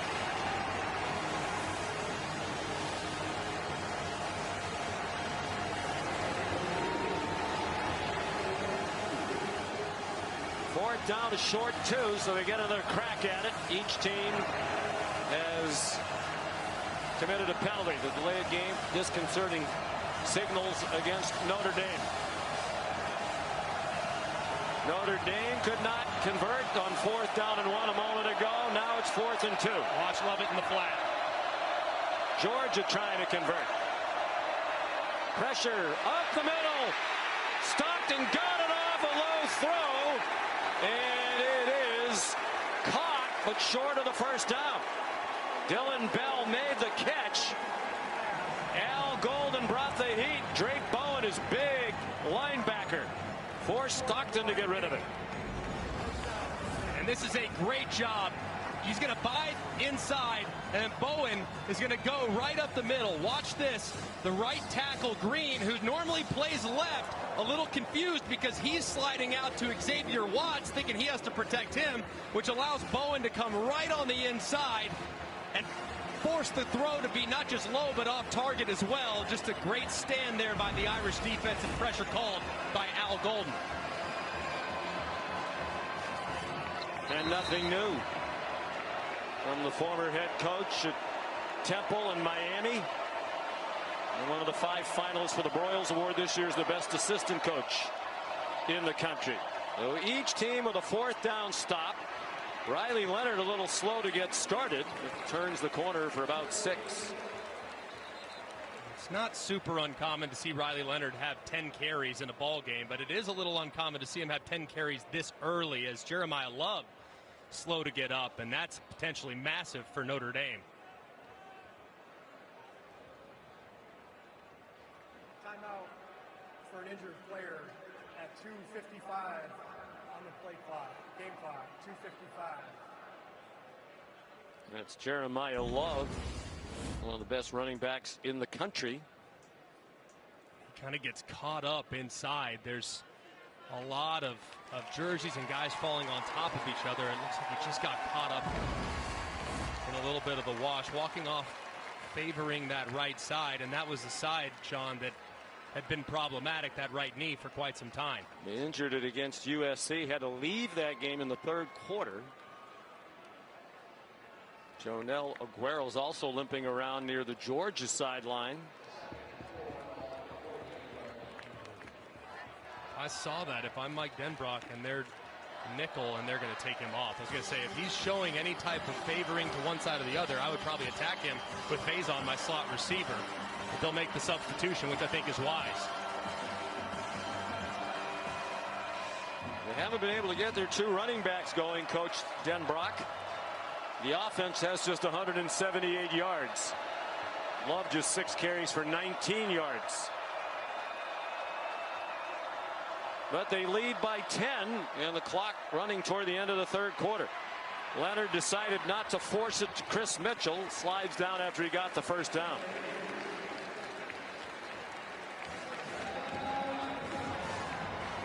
Five-yard gain. And the decision making that they talk about has gotten better as the year's gone along. He could have thrown that into a crowd, risked a turnover, thought better of it. And given the situation, that's the right thing to do. Yeah, that's just maturity on display in one play right there, Sean. That would have been a massive blow-up, potentially tipped and intercepted if he would have thrown it. Decides against it, gets what he can. That just happens to be a first down. Jadarian Price tried to go inside, nothing there, so he bounced it outside and came up about 2 yards short of the marker. KJ Bolden there to finish the play for Georgia, but it's 8 yards on the run for the junior from Denison, Texas. And Georgia always seemingly just wants to collapse. Everything gets squeezed into the middle. So what do? You have to invite that rush into the middle and then bounce it to the outside. That's what Price does right there, and they find some positive yardage. Now second short, I'd take a shot.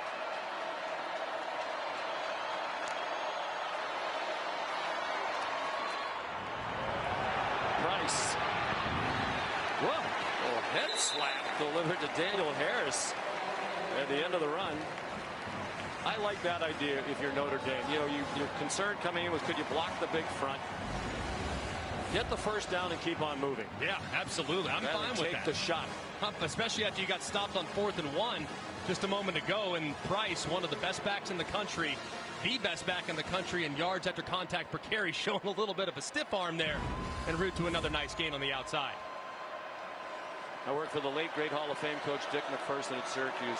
He used to run it all the time on 2nd and 1. People say it's a free down. So they asked him, why do you do that? He said, because I like first down.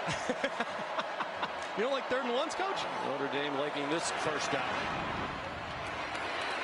Jordan Faison taken down by Malachi Starks. Playing in his 42nd straight game and hoping it's not his last for Georgia. And you're starting to see now, look how many times now in this drive alone where Notre Dame has found some yardage to the outside the tackles. Georgia has a tendency to get a little more aggressive as the game goes along, taking everything away up the middle, so you bounce it to the outside and find some room. Surprised Notre Dame's even lining up. Why snap it? They won't. It's the end of the third quarter. The winner goes on to the college football playoff semifinal. Cash Jones got him back into the game within 10 after Harrison's kickoff return. Touched off a celebration on the sideline.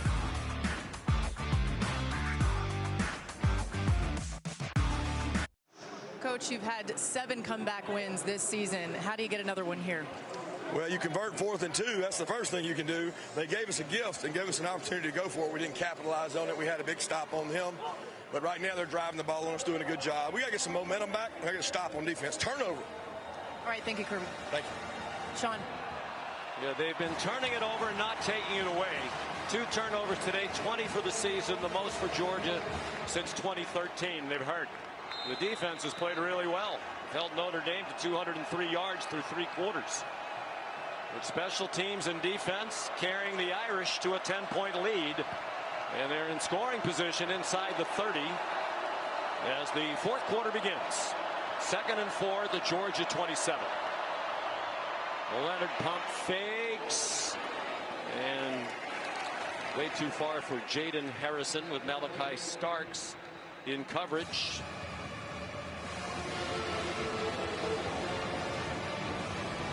Be an interesting down and a call here for Mike Denbrock, the offensive coordinator. Quarterback run has been something they've used in 3rd and medium or so in plus territory, because you remember, cannot take a sack here and potentially get knocked out of field goal range. A quarterback run might be your friend if you have favorable look in the box defensively.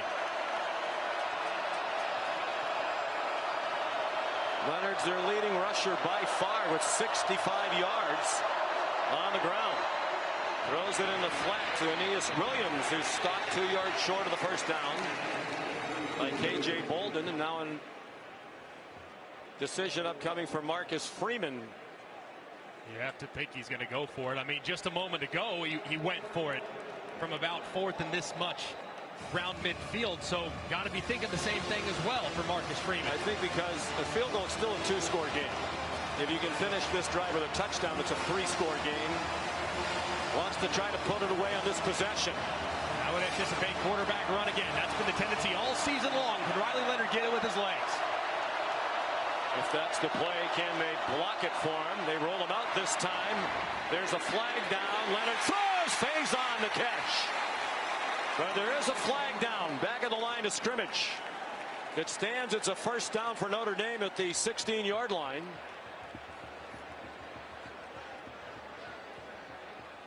Line judge Keith Garmon threw the flag. Illegal shift. Number 6 offense. Never got set. 5-yard penalty. 4th down. Faison's penalty wipes out his own reception. Man, that's tough because it was tight end on the outside and he wasn't set for long enough before the motion could begin. He's got to hold up just a second before he brings Faison down in motion to allow the tight end to set, for him to move. It's a good call by the official. They were both moving at the same time.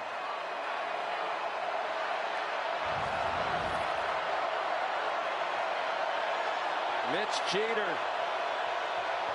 2 for 2 to make it a 13-point game.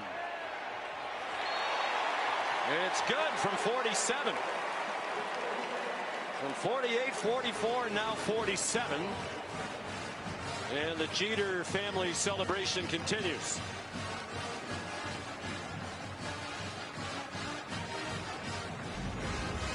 Looks like a good snap. Good hold. Ball drifting just ever so slightly to the left, but it stays inside the upright for his 3rd field goal of the game. Another up and down year it's been for Jeter. Battling that groin injury. Saw his dad Andrew, the chiropractor, help get him in shape for this postseason. But it's huge for Georgia that they held it to a field goal and kept it a 2-score game. And almost all of the 4th quarter still to go. And that's a play to be mindful of, too, because they had the first down to Faison, and it was a self-inflicted mistake for Notre Dame, and a veteran quarterback that brought the motion too soon. That is one that you just don't anticipate seeing from a guy that started this many games like Riley Leonard has. That's a big call. And we're going to get Matt Austin's opinion on it in a moment. Jeter to kick off first.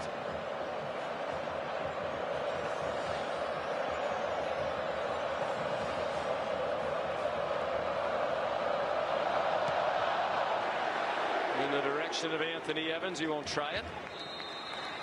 So, Matt, you wanted to weigh in on that huge penalty called against Faison. Yeah, he called it on the wide out at the bottom of the formation. He's definitely in the backfield. He just goes in motion. He doesn't have to stop. I don't understand the illegal shift call there at all. I think part of the problem, Matt, is that the tight end, number 88, was shifting up and getting on the line of scrimmage, wasn't set for a second before he brought the motion. So therefore, both motions were simultaneous, which led to the penalty. And that, I think, is a big mistake and an easy mistake to correct. Well, that's incorrect. If only one player shifts, all he has to do is come to a complete stop. Does not have to be set for a full second before another man goes in motion. Well, it's a big call. Stockton, another laser, and a good catch by Dylan Bell, who fights for the first down for Georgia. An 11-yard gain.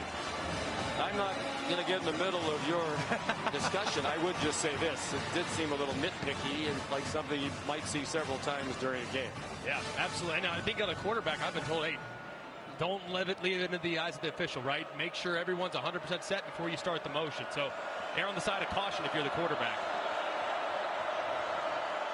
Looked like they might flip it to Arian Smith. Instead, Nate Frazier kept it. And he's down to the Notre Dame 36-yard line.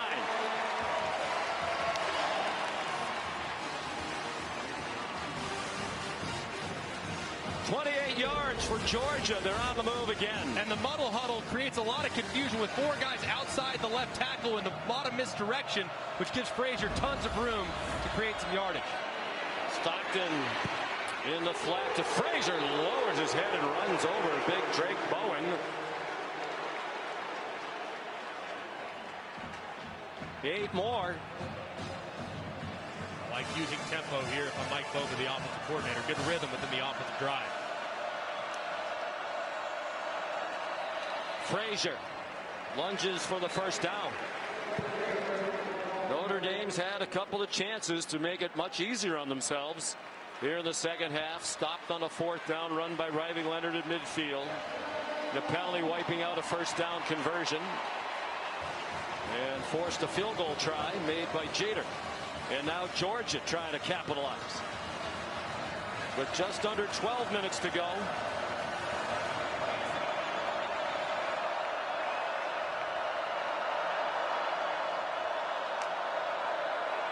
Gunnar Stockton, quick pop and broken up. Nicely played by Christian Gray. Here's Molly. Sean, one thing to keep an eye on, Notre Dame's defensive leader Xavier Watts is in their injury tent right now being evaluated for right shoulder injury. I'll let you know once I have more. So Rod Hurd is in. There's Watts right on cue emerging. Keep an eye on that. And with him on the sideline, he's got such great range. And seeing how aggressive Christian Gray played a moment ago on that slant, I'd go with the slant and go to the top and take advantage on a double move.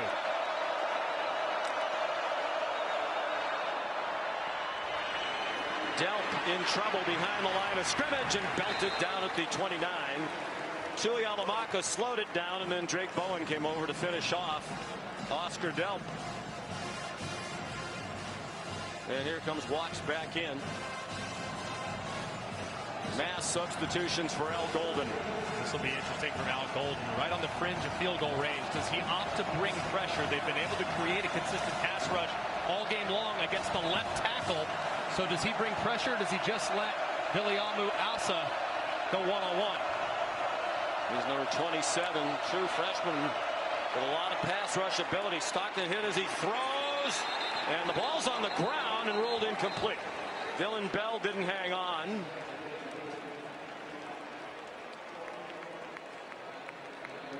It's 4th and 13, and the offense is still on the field. The field goal, you're still down by 2 scores, but this will be a hard 4th and 13 to pick up.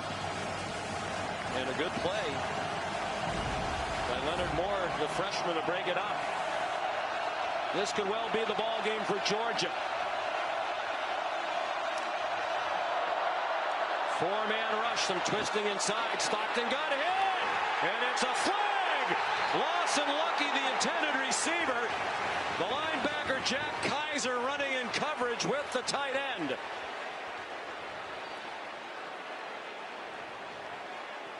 Yesterday, Texas converted a 4th and 13. Pass interference, number 24. Defense, 15-yard penalty, automatic. That it had to have, and now Georgia's done it with a help from another Irish penalty. And that's a good call by the official. I know the Irish fans hate it, but Jack Kaiser never turns around and tries to play the football. He's also wrapping him up before the ball gets there. Tackling him on arrival is also part of the problem. Kirby Smart knows that he got bailed out by a defensive pass interference on a 4th and long. That's a big mistake by the veteran linebacker. 9 penalties against the Irish. They don't ordinarily hurt themselves. Well above their season average in penalty yardage per game. And now a whistle. And I believe Marcus Freeman wants a timeout.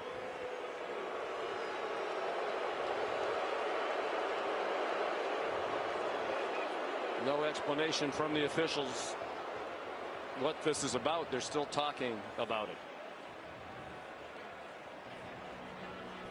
We'll sort it out for you when we come back. This is the All-State Sugar Bowl from New Orleans.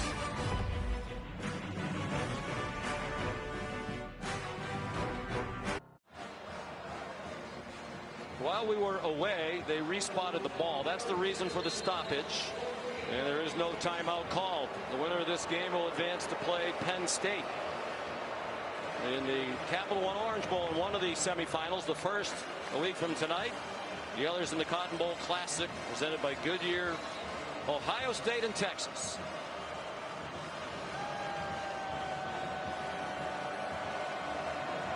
They moved the ball 2 yards closer to the end zone. They originally spotted it on the 16-yard line, shorter than they should have for the penalty walk-off.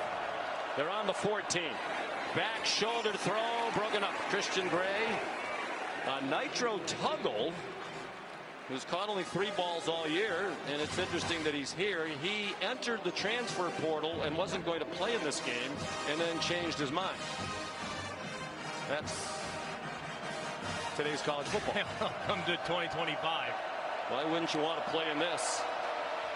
Stockton after the fake to Frazier. Gunner down at the 10-yard line, just shy of it. Junior Tuihalamaka, another tackle, 3 yards. 3rd down and 7 with 10.5 to go on the clock, running in the 4th quarter. There's an injured Notre Dame player. It's Howard Cross, their standout defensive tackle. There could well be some cramping here this evening. It is very warm inside the Caesars Superdome.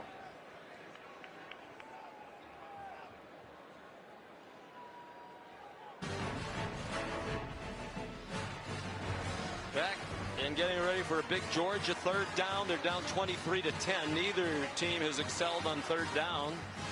Each 2 for 10.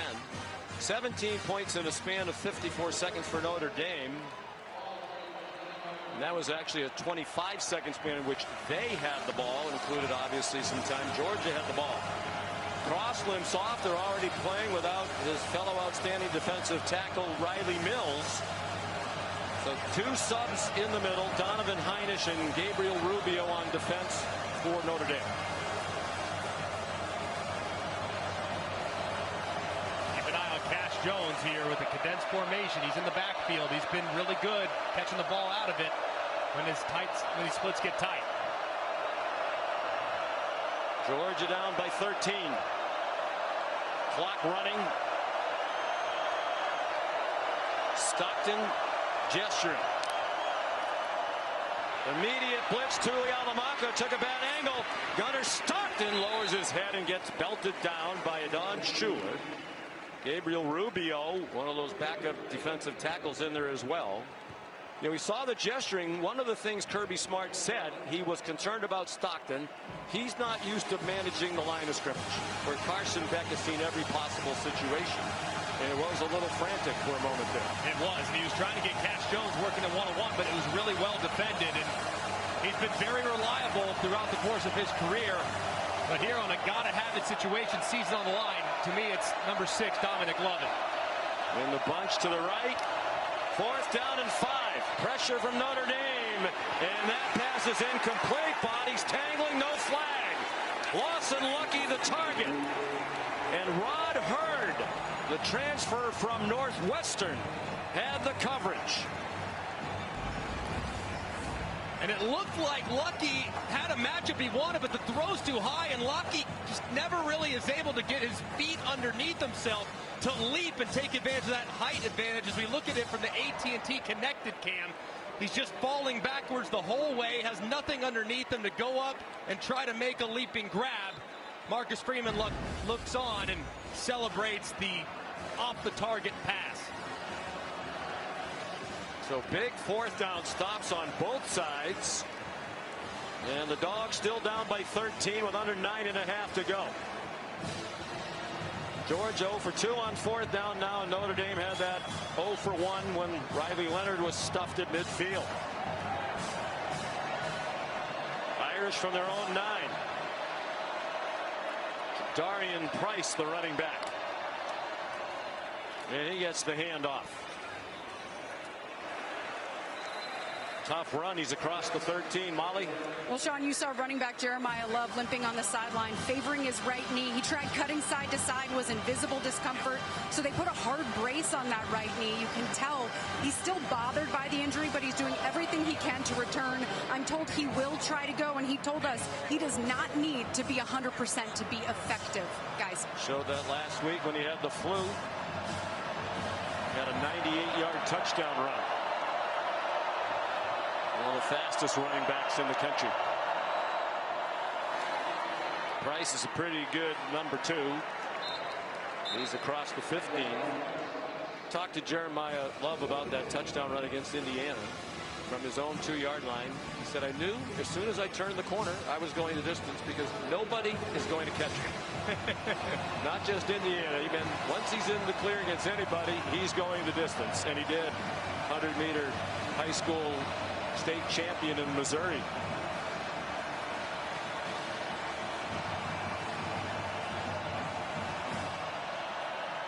They're bleeding the clock as much as they can. Aeneas Williams, the running back. Leonard for Williams in trouble. Survived one hit, and he might have the first down. Kirby Smart complaining and trying to influence the spot. Dan Jackson, who's a big hitter, put a hit on Williams but didn't make the tackle. Kalen Everett did. Kirby Smart doesn't like the spot. Right there, that right foot is out of bounds, but where is the ball? That's the tough part, is he is out of bounds for sure, but is the ball already crossed the line to gain? It's so difficult to tell from those first couple looks. And the AT&T connected cam might give us a great shot of it. Where is the ball? Where is the ball? It's out right there. And it does look like it's going to be about a half-yard short. If that marker is fully accurate, that's on the ground there. Well, it's right in front of Kirby Smart. He immediately complained to the official about the spot. And this is an enormous decision in the replay booth for Brad Van Vark. Great effort by Aeneas Williams, trying to do whatever he can to will his body across the line to gain, but the sideline is the 12th defender, and the Georgia defenders knew that, forcing him out of bounds, which appears to be just short of the line to gain. This is an enormous replay review. And Michael Vandervelde, he's seen enough. After review, the runner steps out short of the line to gain at the 18.5-yard line. It'll be 4th down. This will be interesting. I don't think you'd go for it here. I wouldn't think so. Half-yard short, up a couple scores, and about half a quarter to play with how your defense has performed most of the night. Yeah, especially given the quarterback situation for Georgia and their inability to run the ball. They have 69 yards rushing all day. And that's been a problem most of the year. They average 128 rush yards per game, just 36 in the country. Here's one of those Notre Dame special team situations. They're so creative. They substitute, so Kirby Smart knows he has to be allowed to substitute. The officials stand in there. Leonard and the offense back out there. Will they really snap this and go for it with nearly 2 yards to go? Play clock at 3. And now movement by Georgia, it seemed. There is a flag. Leonard throws it deep. Diving attempt by Bo Collins. But the creativity again for Marcus Freeman and his special teams operation may have resulted in a first down again.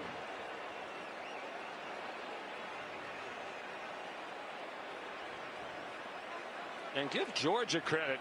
Kirby Smart. Offside, number 11. Defense jumped into the neutral zone. Wow. 5-yard penalty results in a first down. That right there is all head coaching. I mean, that is all on Marcus Freeman being creative. They get all the defenders on there, and they are in such chaos trying to get lined up, anticipating quarterback run. They don't think about the fact that the snap count could be a half-second delay, which allows Jalen Walker to lean over into the neutral zone, resulting in a free play and a first down for the Irish. That's all on Marcus Freeman. That's great, great execution. And it wasn't like they were scrambling to line up. I was starting to say, give Georgia credit. They responded as they should. The offense came out for Notre Dame.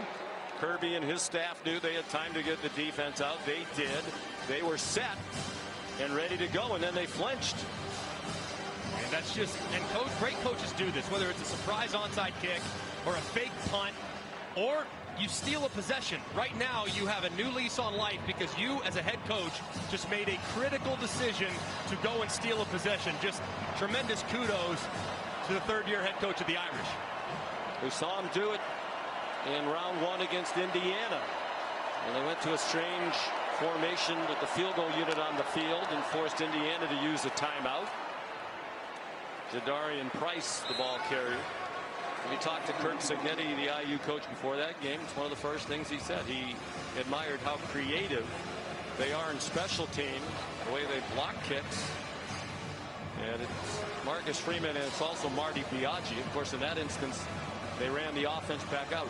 Do you think they would have snapped the ball if Leonard wasn't aware that Georgia jumped across and he probably had a free play? No, I don't think they would have snapped the ball. I think they would have called timeout, but because Jalen Walker dipped into the neutral zone, the center, Pat Coogan, immediately knew to snap the ball, and it resulted in the conversion. Leonard on 3rd down and 7. Georgia needs a stop. He hurdles Malachi Starks and has a first down.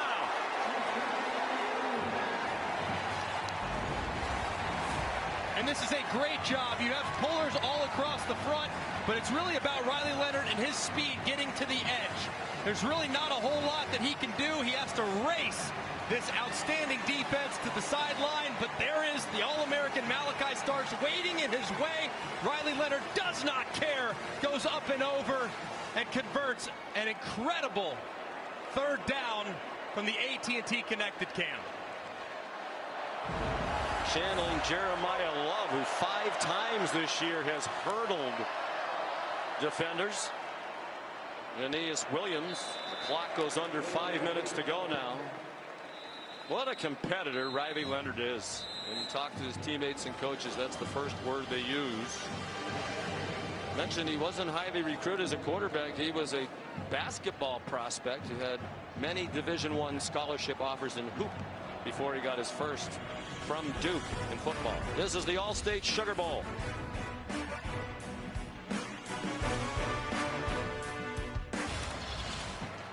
So the Georgia penalty when Notre Dame changed personnel came with 7:17 remaining. The clock now under 5 minutes to go. 2nd down and 8 for the Irish with Jadarian Price, the running back. Winner goes to the semifinal to take on Penn State. Jaden Thomas, the wide receiver, took the handoff. He's about a half yard short of the first down with a 7-yard pickup. The senior is a Georgia native. Big touchdown in the game against Indiana. You're 3rd and short. You got to think Riley Leonard if you're Kirby Smart, right? I mean, you know this quarterback is dynamic with the ball in his hands. Just converted a 3rd down a moment ago. You're Mike Denbrock. I'm not sure you could justify giving it to anyone other than big number 13 now, there. Why would you? He's been the man. Just about a must-stop situation. They have just 1 timeout left, Georgia. Riley Leonard. First down, Notre Dame.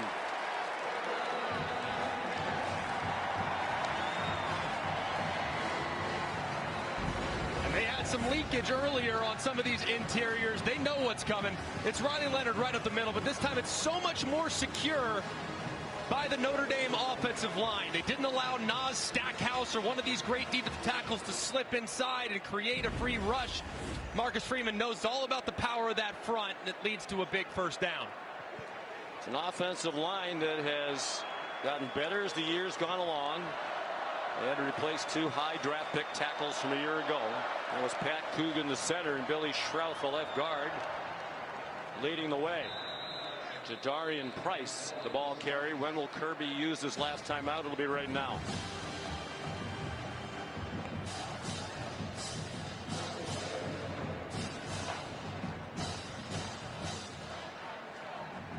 The only chance you have at this point, if you're Georgia, you have to create a turnover. So whatever it takes, you're going to rip at the football as hard as humanly possible. And Kirby needs to remind his guys of that. No matter what, you punch at that football as many times as you can before you get that ball carried to the ground. You have one guy hold him up, the other guy punch it out, and see what they can do with it.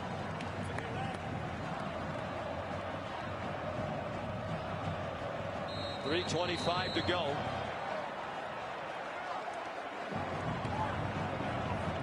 Georgia had won 52 games in a row against teams not named Alabama. So they lost to that Ole Miss team late in the regular season. Now they're looking at consecutive losses to teams not named Alabama. Texas and Ohio State set in one semifinal. The winner of this one will play Penn State. And Notre Dame 325 away, barring a major turnaround.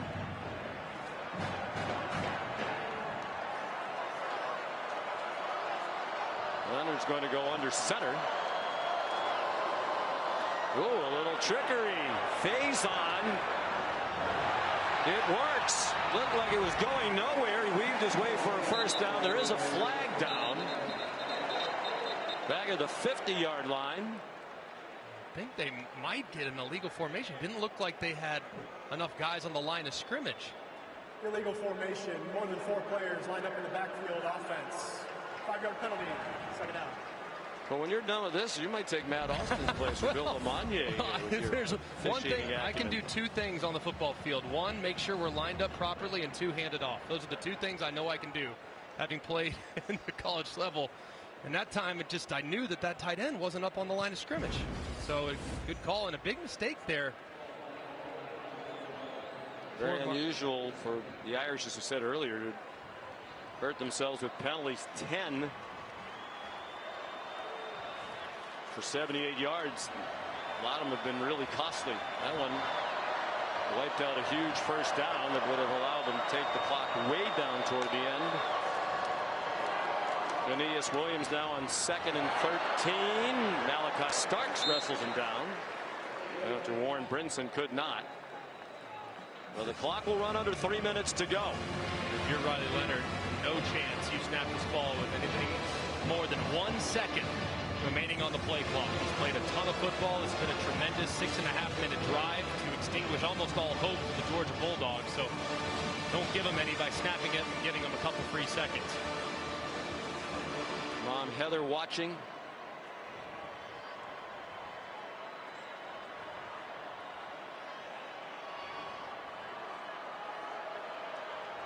Play clock down to 2. He keeps it himself. Chaz Chambliss, the tackle, that'll take it to the 2-minute stoppage. You got to know, a 2-minute stoppage will give Notre Dame plenty of time to make sure that Marcus Freeman's special teams group is prepared for an all-out block scenario, because they're going to be coming after it here on the other side. He's starting to smile. He knows there's still work to do, but he can feel it. It's a well-coached team, and that's been on display again this afternoon.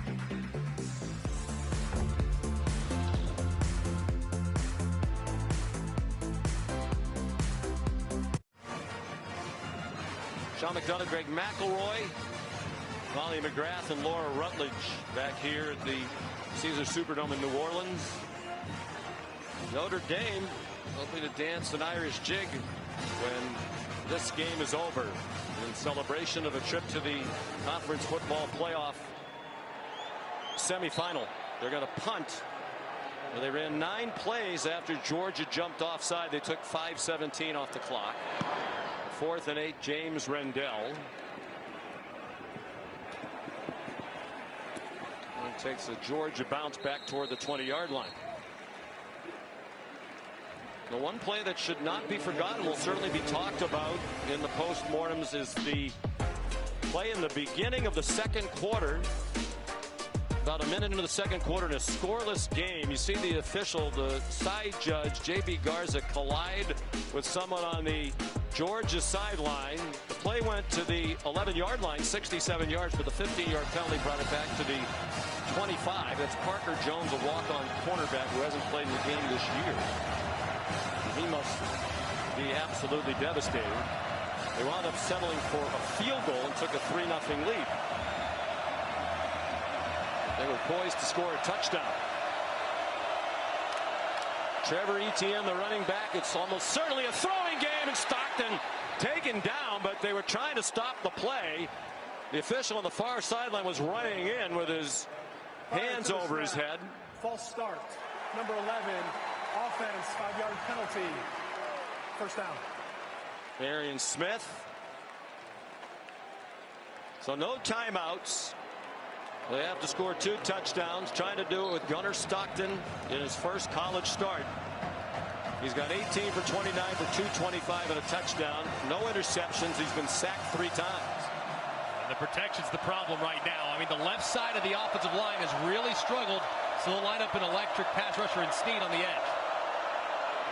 They've been playing without Xavier Truss for a lot of this football game. Ordinarily, their right tackle.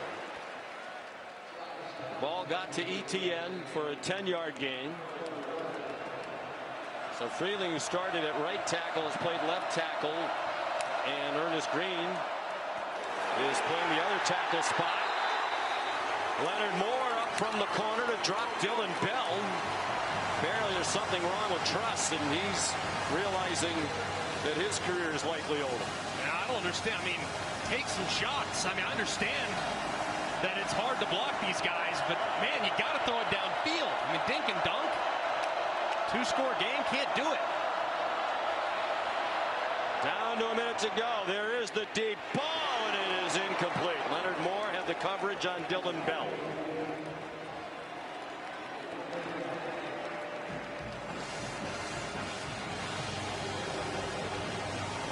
Last chance for Kirby Smart. Now you can think about, hey, take what you got to get to make sure it's a first down to extend this game a little longer. If they don't get the 6, Notre Dame is heading to the college football playoff semifinal in the Capital One Orange Bowl against Penn State a week from tonight.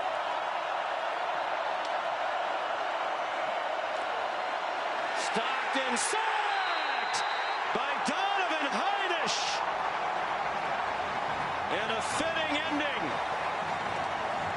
as the defense gets a sack of Stockton to cap the win. And it's the depth. It's Heinisch, one of those who played a lot more today because of the injuries to those ahead of him. And they've been working the left tackle all game long. A moment ago, he set really high. This time they switched the responsibilities as Heinisch draws the assignment of closing the game. He works right around Monroe Freeling and drops Stockton for the 4th sack of the game, putting this game on ice and punching their ticket to Miami, Florida. Marcus Freeman and Al Golden have said every time they've had an injury, those who have been called upon to step in have done it. And this time it's Heinisch, the junior from Pittsburgh. Al Golden said, we'll move him around. He's quick off the ball. He's quick off the ball that time. They'll have to snap it one more time. So Georgia will have its season end. You know, a lot of people thought it was a struggle all along. You said Kirby Smart, you asked him about the inconsistencies, and I think we played consistently well. We just played a really hard schedule. But this was not as good a Georgia team as we've seen in the past. And it's the best Notre Dame team we've seen in a very long time. 13 wins is the school record now all by itself. And they hope they have 2 more to go. Marcus Freeman now 6-0 against ranked teams this year, and he's with Molly.